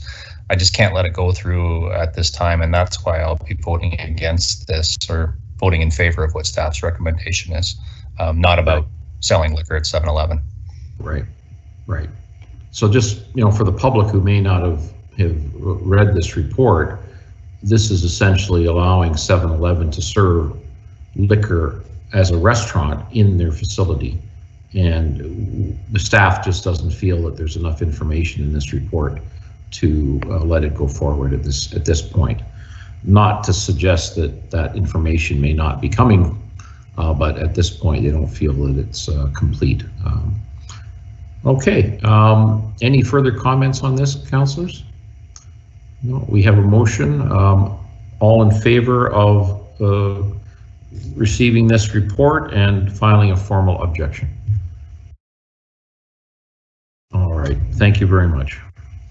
All right, moving on to 12.8. This is a recommendation that report INS 2021-022, the 2020 Building Department final report be received. May I have a motion to receive this, please? Councillor Andrews, seconded by Councillor Peters. Any questions, councillors, on this report? All right, all in favor of receiving this report? Thank you. 12.9, we have a source water protection annual report. It's a recommendation that report INS 2021-023, source water protection annual report be received. May I have a motion to receive this, please? Councillor Post, seconded by Councillor Peters. Any further comments on this, councillors? All right, all in favor? Yes. Thank you. Moving on to 12.10, this is a recommendation that report INS 2021-025, the Corporate Climate Change Adaptation Plan be received, that Council approve and adopt the Corporate Climate Change Adaptation Plan, and that Council authorizes staff to begin the implementation of action items according to the contents outlined in the 2020 Corporate Climate Change Adaptation Plan. May I have a motion on this, please? Councillor Peters, seconded by Deputy Mayor McIntosh. Councillors, any comments or questions on this matter? I just want to commend the staff for putting it together. It's very comprehensive. Very well done. It's what progressive municipalities do these days. Very happy to support it. All right, if there's no further questions, we'll vote on this. All in favor? Yes. Thank you. 12.1, this is the item on Faulkner Street, Sunset Drive sidewalk public consultation, a recommendation that report INS 2021-026, Faulkner Street, Sunset Drive sidewalk public consultation be received. May I have a motion to receive this, please? No, Deputy Mayor McIntosh. Anybody want to second this? Councillor Post. Very good. Any comments on this, councillors? All right, we've got Councillor Post, and then Taylor, and then Peters. Councillor Post. Thank you very much, Mr. Mayor. The one thing that I think we have to add into our motion, I know we've got a motion to receive, but we do have to move forward one of the options. After reading through all of the comments that we received from members of the surrounding area, I think it was pretty clear that the majority of residents didn't want to move forward with anything at this time. And while I completely sympathize with what Sylvia Bradley has brought forward, and I'm really grateful that she did bring that forward, at this point, I would like to move a motion that we proceed and do nothing at this time, just based on the comments that we've received from the public. Right. May we have a seconder to that motion? Deputy Mayor McIntosh. All right, any further comments, councillors? Councillor Peters and then Taylor. Peters, go right ahead, sir. I think you had Councillor Taylor before me first. So all right, Councillor Taylor, go right ahead, sir. Yes, thank you, Your Worship. With respect to Councillor Post, I wonder if Council would consider just what Sylvia Bradley has said as a secondary option, and that is she's offering up her property. Would it make sense to simply extend it? I've got Faulkner up here on my laptop looking at it. You would extend it past the Bradley's property and ending at around Sunset Drive and call it a day. And that was her request. It's on her property. There's certainly a cost to the town to do that, but I think we should have a quick discussion about it before we move to other items. Well, we have a motion on the floor right now, so we would have to vote on that motion before we make another motion. Councillor Peters, and then Councillor Andrews, and then I guess we'll have a vote on that. Councillor Peters, go right ahead.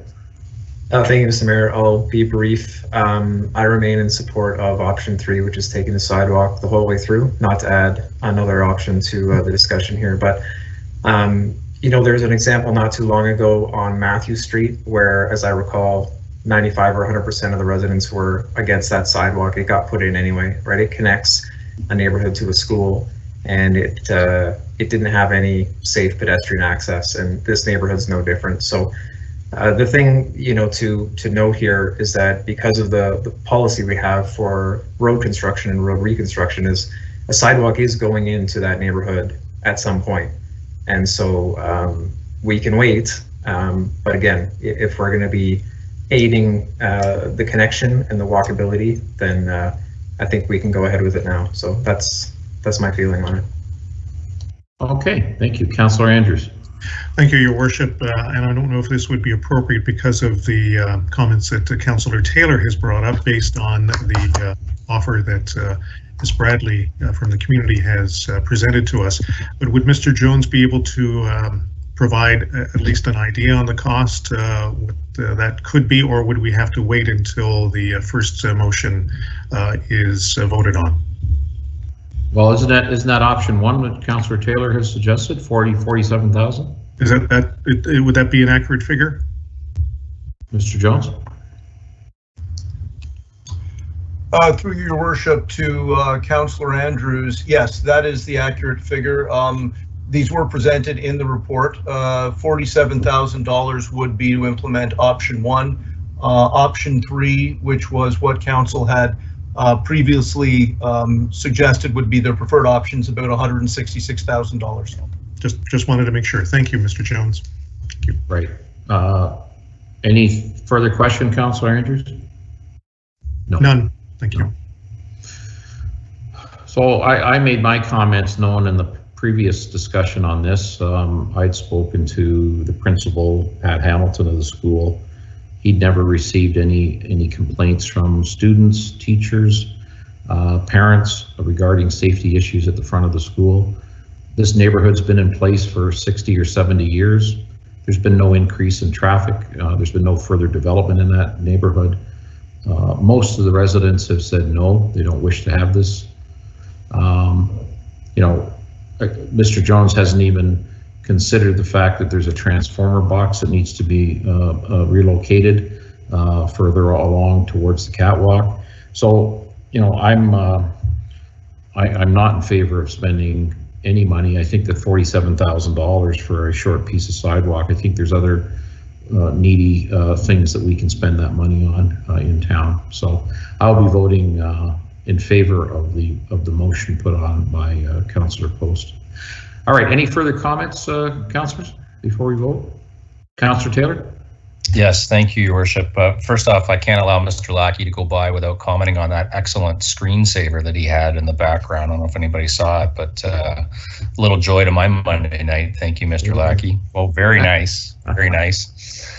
And just being, yeah, and just I brought the idea up of Ms. Bradley's suggestion simply to have it discussed, and you know, at a certain point you have to have a vote. So the logic says, why would we spend that much money if the majority of the people don't want it? I simply wanted to put it out there to see what thoughts were. I think a citizen is offering up something that would be of value to us, but I will vote with Councillor Post's motion, and I just wanted to speak to that now for the reasons why. Prior to vote, it wasn't confusing. All right, and thank Councillor Sherwood. Councillor Sherwood. Yes, Your Worship. Mr. Jones, could you clarify for me, please, or perhaps Mr. Lackey? Option 1 is 80-meter section.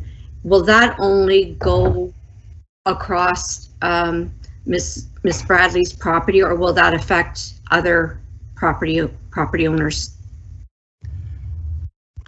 Through Your Worship to Councillor Sherwood, it would essentially end at the T intersection of Sunset and Northgate. I believe it would go a little bit beyond the end of Ms. Bradley's property, so there would be another resident who would be impacted. And I would suggest that by ending the sidewalk adjacent to someone's property, in all likelihood, it is directing people to continue walking along the grass. So I think that there would be sort of an informal impact as well. So if I follow up, Your Worship, so where that 80 meters section would be, did we get a response from those particular homeowners in opposition? I know I'm kind of pinpointing for those specific property owners, but I would like to know if it affects one or two houses. If it was just Mrs. Bradley's property, then it'd be okay. But I would like to know if this 80 meters does affect those other property owners, how did they respond? Through you, Your Worship, to Councillor Sherwood, I don't have the specific information about which property owner responded in which way. Perhaps Mr. Lackey could shed some light on that, if I could defer the question to him. Mr. Lackey. Yes, thanks, Mr. Jones. Your Worship, through to Councillor Debbie Sherwood. Not everybody responded by identifying themselves. There are about 50% that identified and 50% did not. I'm looking at the list right now. I don't see anybody next door to Miss Bradley that responded. Okay, thank you, Mr. Lackey. Okay, so we have a motion on the floor, Councillor Post, to receive this report and to not take any action, which was seconded. So I guess we'll call the vote. All in favor of Councillor Post's motion? And opposed? Sorry, Councillor Taylor, did you vote on that? I did. I voted for Councillor Post's motion, Your Worship. Yeah. So we have a 6-1. Councillor Peters was in opposition. Thank you, councillors. All right, moving on to 12.12. This is a recommendation that report CMS 2021-007 dated April 12th, 2021 be received, and the council approve additional funding from the Fire Fleet Reserve in the amount of $65,574.74, inclusive of a $10,000 contingency for any unforeseen additions and alterations required during the manufacturing of the pumper rescue truck. May I have a motion to receive and approve this? We've got Councillor Andrews and Councillor Peters, I believe. Is that correct, Councillor Peters? You're seconding this? No. Deputy Mayor. Yeah, Deputy Mayor. I'm sorry, Deputy Mayor McIntosh is seconding this. Any further comments or questions of staff? Councillor Sherwood and then Councillor Taylor. Yes, Your Worship, through you to Mr. Osmond. Is this a Canadian company? And the reason I ask is I believe that these would be in Canadian dollars if we were buying in the US, but that could change if we were purchasing in the US based on the Canadian dollar. So that's why I was asking if it's a Canadian made. Mr. Osmond. Thank you, Your Worship. Through to Councillor Sherwood. The dollars are all in Canadian dollars. The vehicle, to a certain degree, is supplied partly from the US, but all manufactured in Canada. So it actually is put together in Canada, if you would. So in Woodstock, and that's where it's actually fabricated on site in Woodstock. But all the parts come from various places, a lot from the US, but it's all in Canadian prices. So, Your Worship, just to follow up, so we would not be in any way jeopardized with those funds changing due to the change of the dollar? Through to Councillor Sherwood, no, Your Worship, it would be a Canadian dollar, and in actual fact, these dollars are held now in 2020 dollars just for the price of the vehicle, and we have a number of days to maintain that now, so we're trying to get this project complete and up and running, so it will stay in Canadian dollars. Right. Okay. Thank you, Councillor Taylor. Yes, thank you, Your Worship. Through you to Mr. Osmond, or to Chief Morden, who is on the call. Can you speak to the reserve fund for the Fire Fleet Reserve? Sorry, it's a tongue twister. But what is the status of that fund? What have we got in there? What's the next thing we're saving for? What's our positioning? Mr. Osmond. Thank you, Your Worship. I'll let it defer what the balance is right now for the reserve. But the big reserve now for fire, of course, is our fire station. Our next big piece would be any reserves would go to a fire station.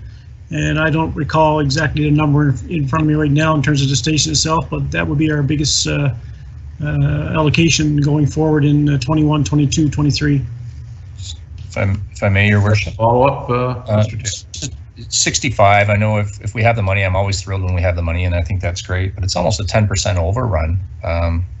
Is there any thoughts on that for budgeting and how we got here and what we think for the future? Are we concerned, or? Mr. Osmond. Your Worship, if I could, it's a good point. A couple things, particularly in the facility area, particularly in supplying of equipment and certainly in the construction industry right now, and in the market. I won't point fingers at COVID or anything else. The fact is that our market is really going up. And this is why I just referred to the fact that they've held the 2020 price on this vehicle because 21 is not so pretty, if you would, and the market is really getting out of whack. And I would anticipate seeing lots of things going up. And a matter of fact, we're seeing things on a day-to-day basis in our operations world. And some of the capital projects I'm working on right now, I have concerns about market values going up.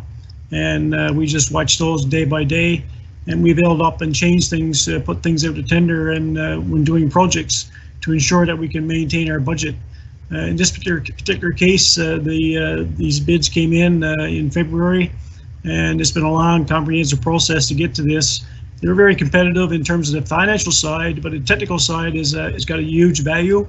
And this particular project to be around $65,000 in total, and I'm allowing the contingency in discussions with our, and you're right, the captain, fire chief is here, Ron Morden, and Deputy Chief Richardson.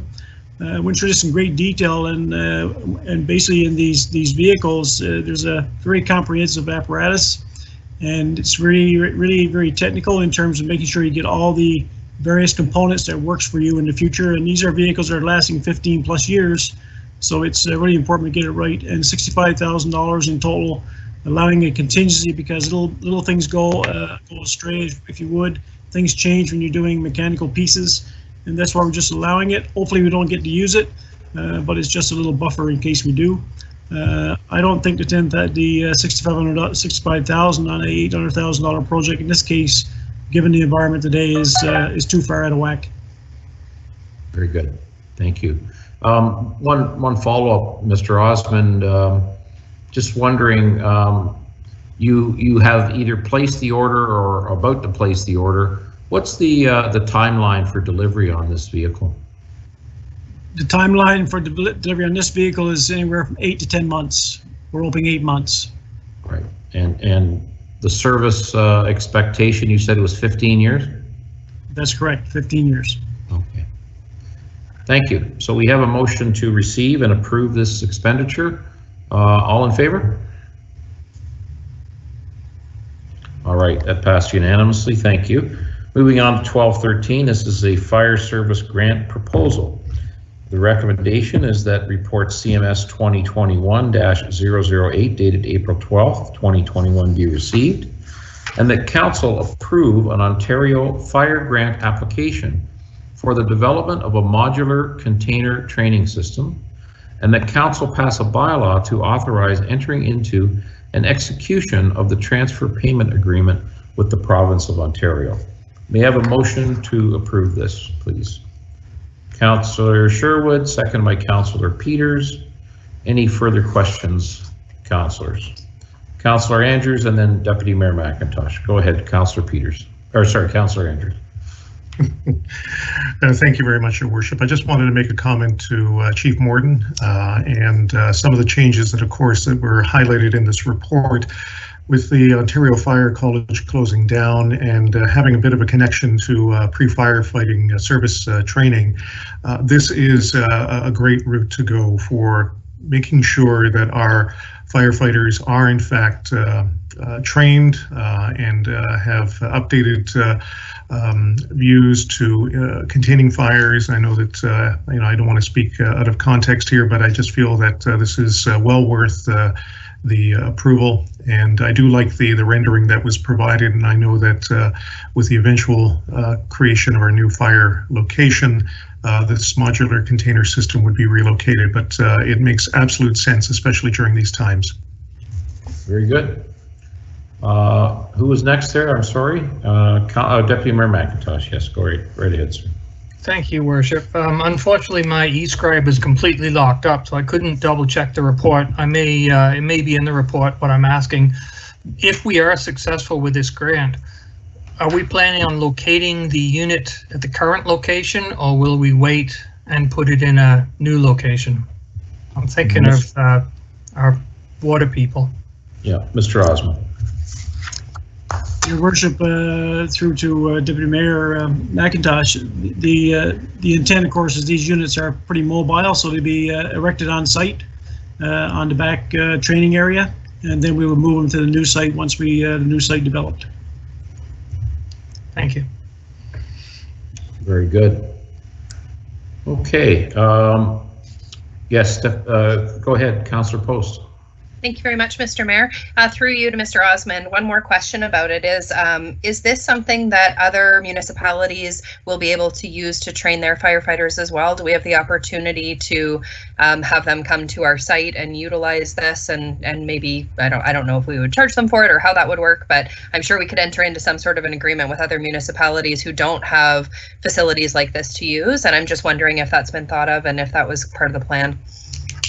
I'll defer that to Chief Morden. We did talk about that, so I'm sure he'll speak to it. Thank you. Chief Morden. Good evening, everybody. Through your worship to Councillor Post. Yes, this would be opened up to all of our neighbors. We try to train with our neighbors in various aspects of firefighting, auto extrication, and things like that. So yes, this would be utilized by our neighbor partners from the south and to the north that they will utilize it. So it's a great investment. Wonderful, thank you. All right, so we have a motion on the floor to approve this. All in favor? Yes. Very good. All right, moving on. I think we're just at 9 o'clock now. I think we should have maybe a 5-minute break at this moment, and we'll be back at 5 after 9.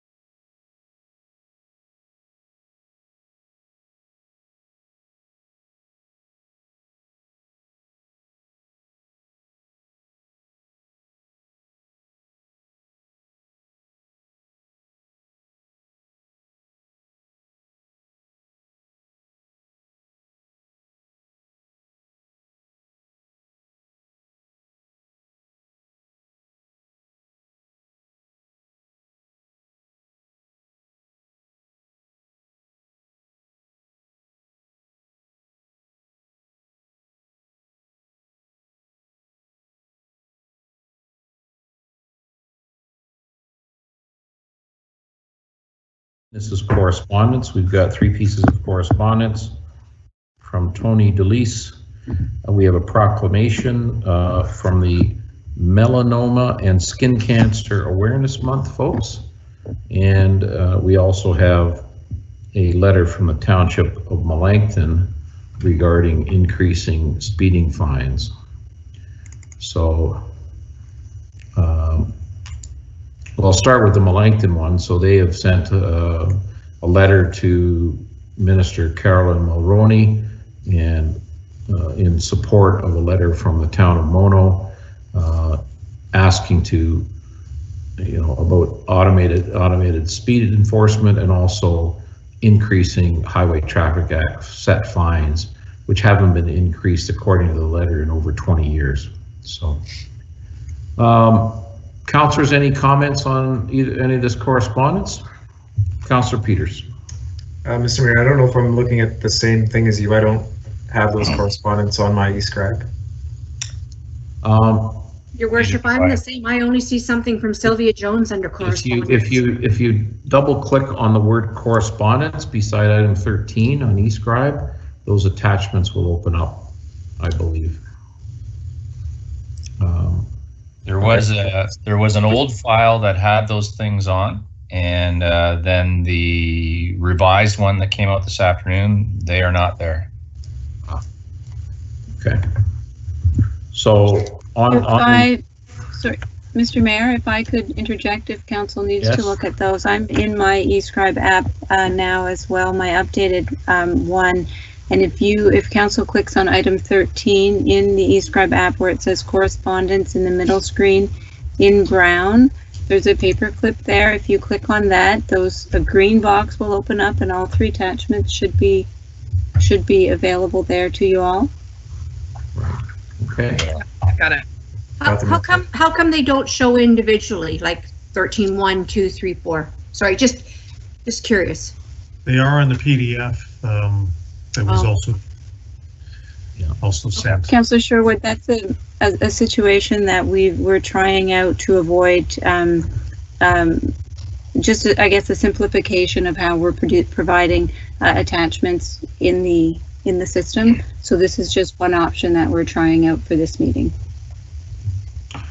Okay, so councillors, we can talk to the correspondence received under 13. We'll say 13.1 for a minute. Can we have a motion to receive these 3 pieces of correspondence?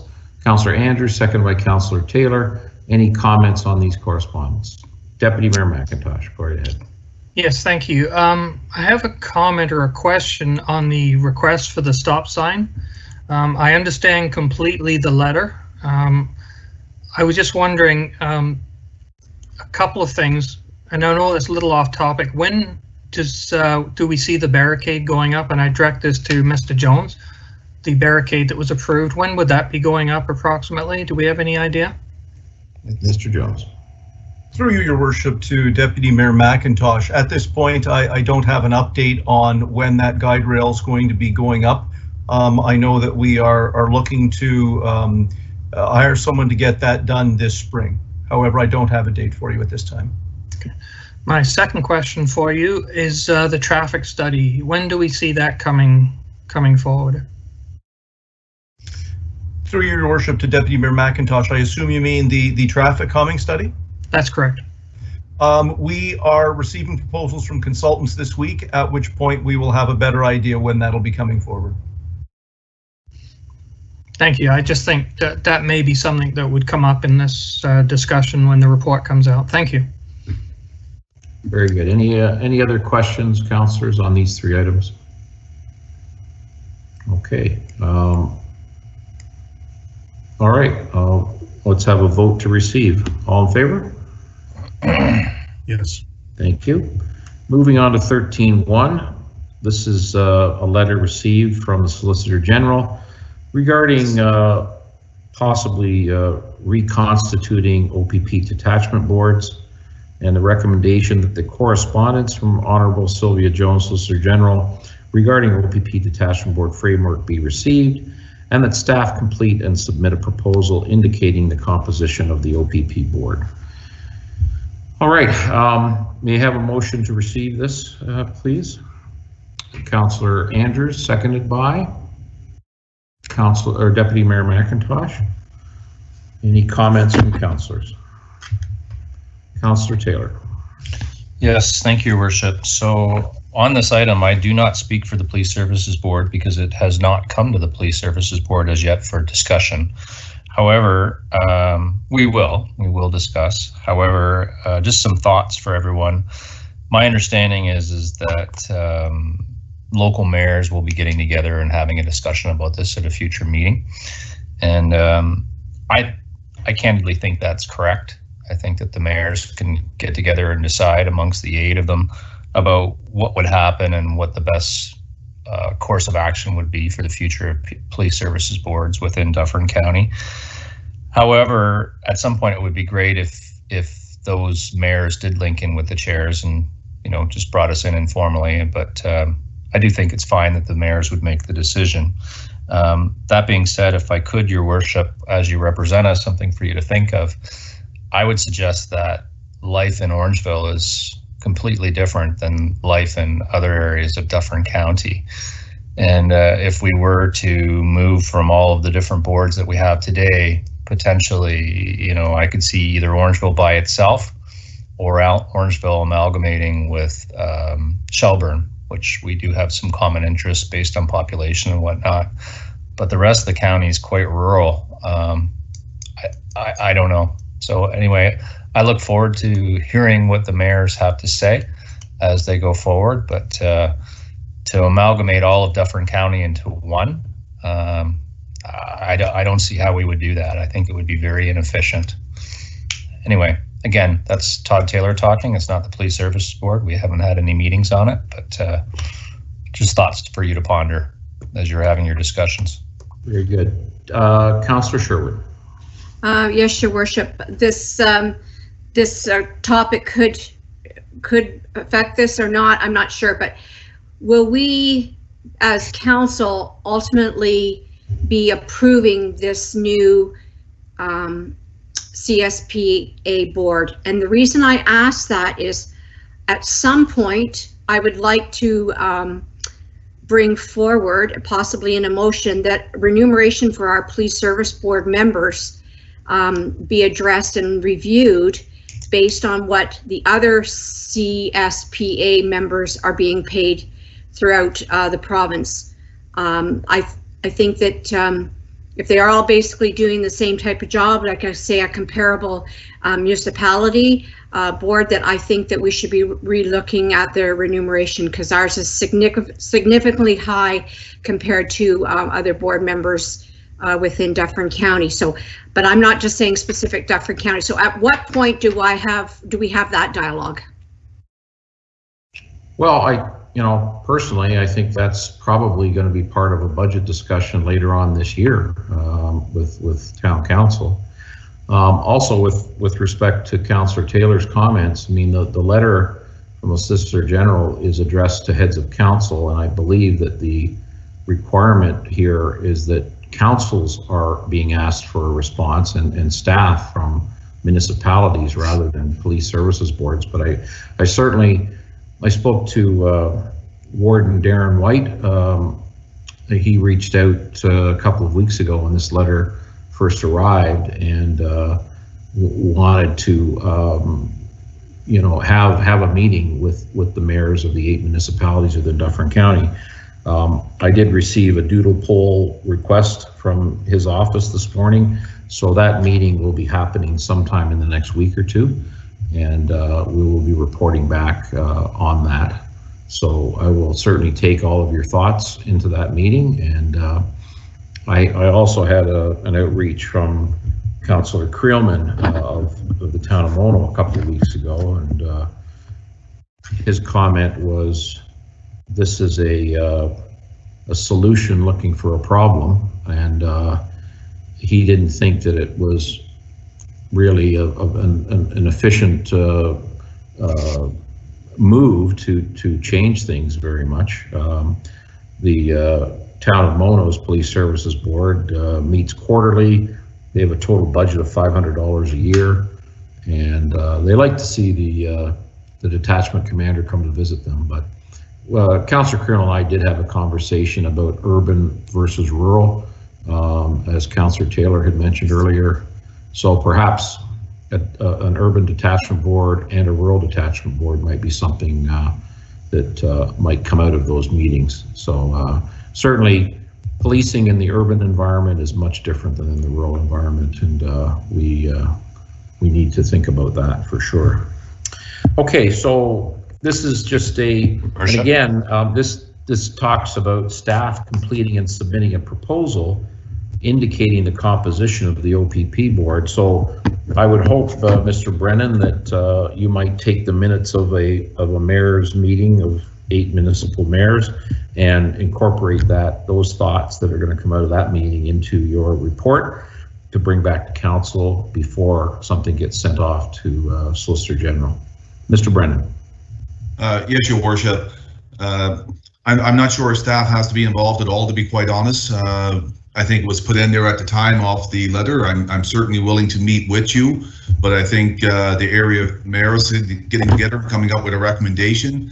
And I'm not sure if each municipality, I think it may be just one report that will go in to the detachment for the full of Dufferin, if my recollection is right. But I'm sure we'll have some discussion on it before it comes back to council for their input or feedback. Yeah. Well, I do know that the letter goes out to heads of council of every municipality served by OPP. So I would imagine each mayor will probably want to respond, but I think the group as a whole hopefully can align itself in some way that everybody agrees, and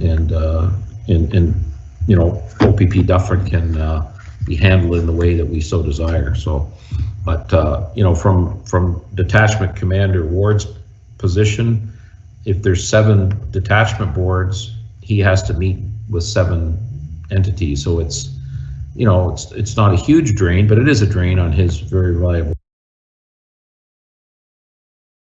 time. So I presume, you know, without speaking for him, he'd probably like it a little reduced than what it is right now. So in terms of the number of meetings, that is. So, all right. Yeah, Councillor Taylor.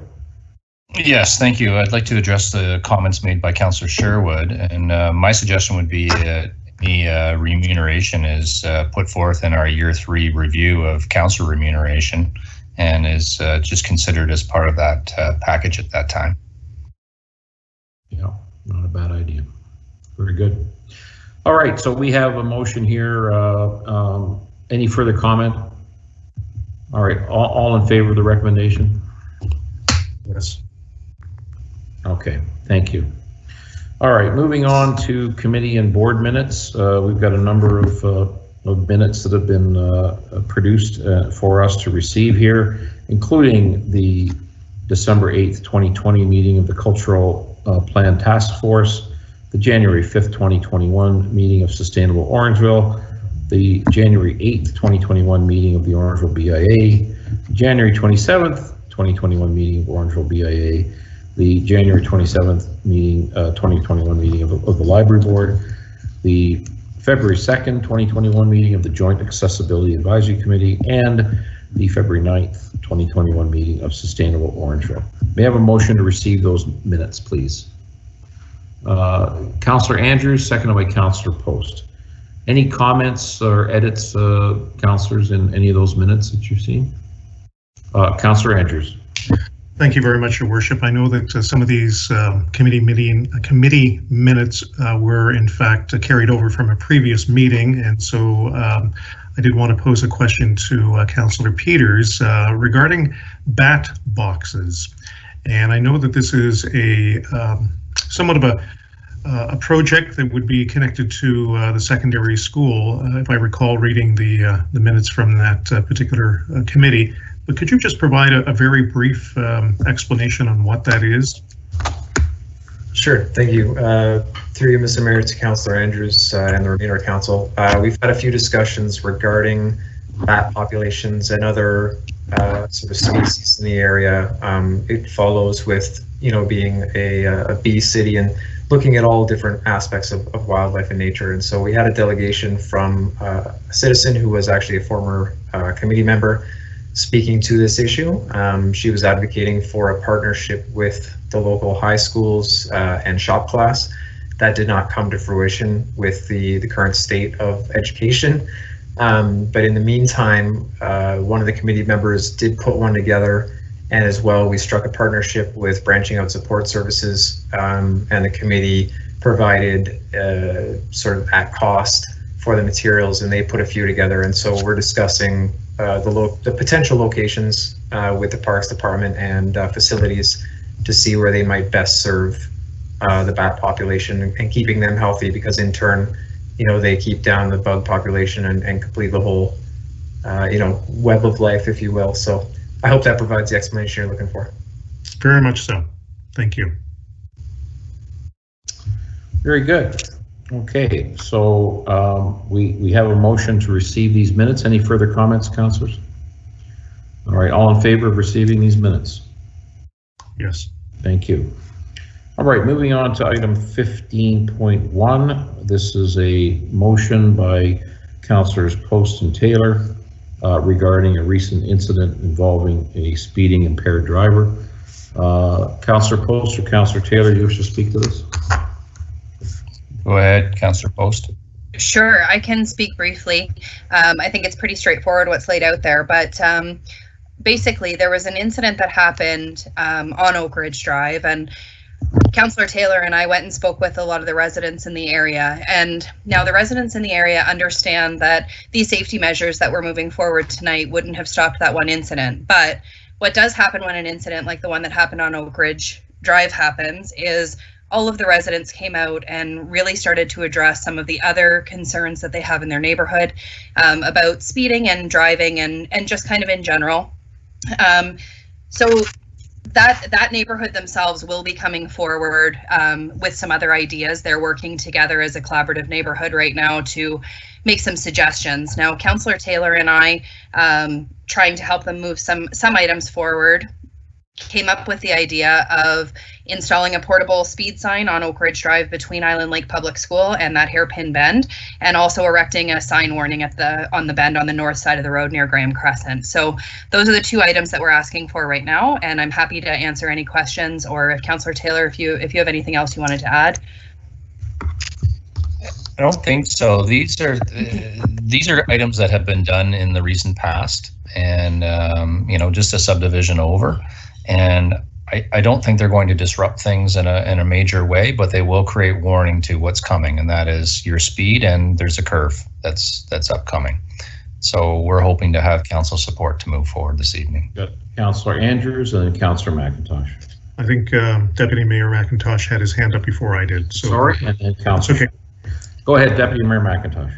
Thank you. A couple of quick questions in regards to portable speed sign. You're referring to the one that the town moves around location to location? Okay. Yes, that's correct. Okay, if I could further ask a question to Mr. Jones, does that machine record the speeds? Like, are you able to check it and see how many people actually were speeding in that area? Is that possible? Through your worship to Deputy Mayor McIntosh, yes, our portable speed radar units, when we deploy them, frequently we deploy them in consultation with the police.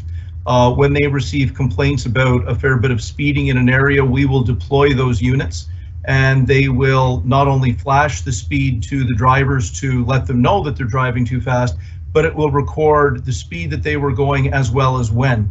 And by providing this information to the police, it allows them to target enforcement at the specific times when speeding is occurring. Okay, thank you very much. Councillor Andrews.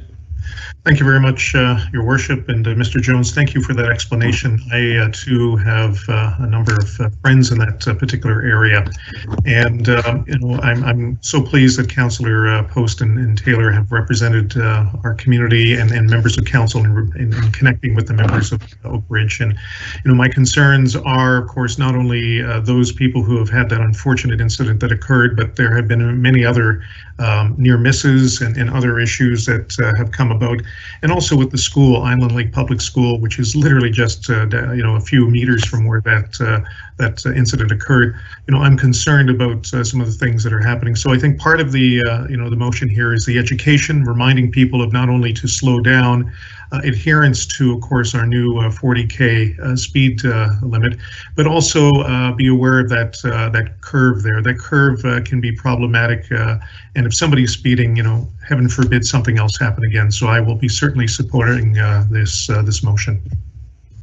Right. Councillor Sherwood. Yes, Your Worship. I will be supporting the motion brought forward. I just want to make a comment. We do know that in the case of this incident, and it's clearly mentioned, there was speed involved. It was an impaired driver. It was also, from what I understand, a person that wasn't from our community, so would not have been familiar with the way our roads go. But I just have to be mindful that we have to be less reactive of every incident that happens on curved roads in this town. I think if we look at every time an incident happens on a curved road and throwing up signs and I don't know, I'm just saying I think we have to be very mindful to be reactive of the situation. I don't know if there's a lot of data that has supported that area where there's just been other incidences, but I think of myself, I live right at the bend of a street. If an impaired driver, a person speeding, trying to get away from the police, or someone that wasn't familiar with my road doesn't make the bend, you're going to end up in my front living room. And I'm just trying to be mindful of council to be aware that a lot of roads in this town have bends, and we can't be reactive on every incident. I will be supporting this, but I do want to make one mention to Mr. Jones, or maybe council, you may tell me, how long are we planning on having that portable speed sign up? Is this a permanent, or what time frame are we talking here? Mr. Jones. Through you, Your Worship, that would be a question I think I would ask for the mover of the motion. Typically, how long do you put them up? Through you, Your Worship, to Councillor Sherwood, when we deploy them, typically we employ them for about a week or 2 weeks at a time to collect the data. That data is provided to the police and they increase enforcement, and then they're moved elsewhere. Councillor Post, or Councillor Taylor, what was the intention of how long you wanted it there? If I may, Mr. Mayor, through you to Councillor Sherwood, we didn't put a specific time frame on it. We will do whatever is recommended by town staff when it comes to length of time, especially that they'll be able to collect some data. If that's 2 weeks or if it's a month, I'm happy with that. And I think that there's other areas of our community that can benefit from having that portable sign. So I'd like to see it deployed to other areas as well once this area is complete. But having it in place for 2 weeks or a month, I think would be ideal. Okay, thank you. Councillor Peters. Thank you, Mr. Mayor. Through you, I agree that the portable sign, should be good at collecting some data. It's something we already have on hand, and not that it's a big expenditure, but I'm hoping Mr. Jones can clarify what the traffic manual says regarding signage for that type of road, and whether there's already something in place, or whether this will snowball into signs all over the place, because we want to be consistent. Mr. Jones. Through you, Your Worship, to Councillor Peters, the Ontario Traffic Manual does speak to these sorts of signs and indicates that these curve warning signs are not required on local residential streets, including streets within subdivisions. Typically, it has not been our approach to put these up, as Councillor Sherwood says, on her street. There isn't one by that curve, and that's consistent within the subdivisions. Your comment with consistency is quite accurate. The Ontario Traffic Manual, if council will give me a little bit of leeway, I would like to read a paragraph from the Ontario Traffic Manual that states that in order to retain public credibility of traffic control devices, consistency in application is necessary. Insufficient warning signs may leave road users unprepared for encountering hazards, while over-signing or exaggerated signing may result in complacency. It is important, therefore, that warning signs accurately convey the severity of the hazard about which it is warning. And essentially the idea is that the Ontario Traffic Manual cannot anticipate every possible contingency, and it speaks frequently to practitioners using their best judgment as to when these signs are required and when they're not. McCannell and Rolling Hills was mentioned earlier tonight. That is a location that I would suggest is somewhat different than the location on Oak Ridge. There are no driveways fronting onto McCannell. It is a fairly lengthy straightaway, about 400 meters from Highway 10 to the corner. There are no houses directly in front of you in the corner. And as a result, after looking at this, it was decided that it was appropriate to put up road alignment signage and a checkerboard sign at that location. But that is the exception. Typically at these sorts of curves in town, we do not install those signs. Thank you. And so if I could, Mr. Mayor, just to follow up again, I think we need to pay attention to these areas, but you know, for the sake of consistency, I would support the portable sign, but I don't think I could get behind the permanent sign. Yeah. Okay, I think I'm kind of aligned with what Councillor Peters said. I mean, we've gone through the process of hiring an expert in traffic calming measures throughout town.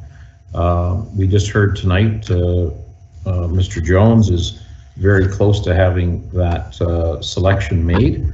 I think we need to look at the town holistically, and a criminal drunk driver running from a hit and run is not going to be stopping at any sign or any stoplight or any flashing LED sign or any rumble strip. They're running from the law, and this is what happened here.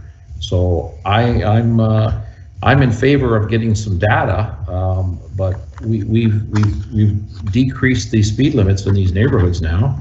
I would hope that data is going to reflect that, but I'm certainly not in favor of spending the money on the additional sign on the hairpin as well. Councillor Sherwood, your hands is up. Go ahead. Yes, Your Worship. I too am leaning more towards the eliminate. I'm not supporting B only because I alluded to in my earlier reference. This town has a lot of roads with bends, and we want a sign. Next thing you know, we're going to have a sign on every single road with a bend, warning of a bend. I've lived on my street 40 years, and I don't need a sign. I've never seen anything to say that we need a sign to have a bend. So I think before I would approve that extra signage, I think I would like to see the data. So I'm wondering if we could vote on the two separately. I'm happy to break it into two separate items. That's no problem. Councillor Taylor, are you aligned with that as well? Candidly, I think there's a whole group of people who are hoping that we're going to pass both. Well, I prefer the Councillor Taylor, I think the council has decided to hire an expert in these matters, and there's going to be another opportunity for a more complete picture here. So I don't think we're saying no to this. Again, it's a deferral until we get the professionals in these matters to deliver a complete report to us. So I would hope we could vote on this as two separate issues. The recording and the LED sign is certainly going to be data given to the OPP to enforce if they feel that there's a speeding issue in this area. I'm sure you've talked to Detachment Commander Ward, as I have, Inspector Ward. They are going to move all of this traffic enforcement equipment around town and hit as many places as they possibly can. So they can't leave it here for too long because it's time to move on and gather data elsewhere. But once the data is gathered, then the traffic enforcement takes place or doesn't take place. I mean, he's told me that sometimes they take the data and there is no speeding issue, so they move on to the next neighborhood. So, I would like to vote on these as separate issues, and you know, with being respectful to the neighborhood as well, I think, you know, we can't put a sign at every hairpin turn. There's too many. Anyway, so councillors, I don't think we had a motion to, at this point, Councillor Post or Councillor Taylor, could we agree to break this and see if we can vote on both of them? Have we lost Councillor Post? Your worship, I think we lost Councillor Post. Okay. I think her commentary to this will be key. Yes. Is there something we can come back to when she comes back on? Yeah. Do you? Could we go to new business in question period? Your worship. Well, number 16 would be next. Well, we got number 16, and I do have a motion at meeting which I'd like to present. So are there any other notices of motion at meeting? I do have one that I'd like to share. Councillor Peters, you do as well? Yeah, I don't know if yours was the same as mine, but I have another one also. So one that we don't need to act on and just can record for minute's sake is that Councillor Post and I were speaking to some citizens regarding the food truck bylaw. And so at the next meeting, we'll have a scenario to discuss with council. Okay, very good. Did you have another one or not? I did, but I was hoping to waive notice and get a vote on that, so I'd appreciate Councillor Post being online if possible. Okay. Madam Clerk or Deputy Clerk, are you able to contact Councillor Post and see if we can get her back? We are working on it, but we haven't established contact as of yet. Okay. Oh, there she is. There you go. Okay. All right. Thank you. I'm so sorry I got knocked off my internet. I had to get a hotspot and try to get back on, so we're good. Thank you. It's the worst feeling. All right, so let's go back to 15.1. So Councillor Post, you had made a motion to maybe split this and vote on A and B separately. Do we have a seconder to that? Yes. Got Councillor Andrews seconding that. All right, any further comment on that before we vote on these two issues individually? Okay, so let's go to 15.1A. This is the installation of a portable speed sign on Oak Ridge Drive between Island Lake Public School and the Hairpin Bend. All in favor? Yes. That passes unanimously. And then we've got B, erect a sign warning of the bend on the north side of the road near Graham Crescent. All in favor? Opposed? Okay, that motion passes. In opposition, Peters, Sherwood, and Brown. Okay, moving ahead again to 16, notice of motion at meeting. Councillor Peters has announced that he's got a food truck motion that he and Councillor Post will be bringing forward at our next meeting. And I'm going to bring the following forward for next meeting as well. Whereas women and children who find themselves in difficult circumstances, sometimes homeless, are supported by a strong network, including Dufferin Child and Family Services and Family Transition Place. And whereas there are men that can also find themselves in difficult circumstances, including homeless. And whereas the town of Orangeville is a caring and benevolent community that should be offering support to men in need. And whereas there is a need for a men's emergency shelter and other supporting resources in the town of Orangeville, therefore be it resolved that a mayor's special committee on men's homelessness be created to explore options and approach various stakeholders to research the issue with the goal of resolving the men's emergency shelter issue in Orangeville. So we'll be speaking more to that at the next meeting. Any further notices of motion at meeting? Councillor Peters. Thank you, Mr. Mayor. Through you, it's come to my attention that any sort of funding opportunities that are not laid out in a committee work plan need to come back to council. So that's sort of the background here, but the mayor and I have been working on a backyard gardening program for citizens. We have, you know, a program established, and you've probably heard it or seen it online. We have some private corporate funding toward it as well, and the Sustainable Committee has discussed it at a couple of meetings, and at our most recent meeting made a motion to use some of the funding that was located under a line item called Special Projects to sort of top up the program as needed to a maximum of $5,000, which falls well within the money available in that fund for the committee. So not having gone through that process before, and given the urgency of getting the program started, given the time of year, I was hoping that we could waive notice and approve that expenditure through the committee. I don't know if you want to expand on that, Mr. Mayor. No, that I think encapsulated the issue. We've had, as Councillor Peters has mentioned, support from Mr. Pitt at Home Hardware, some financial support.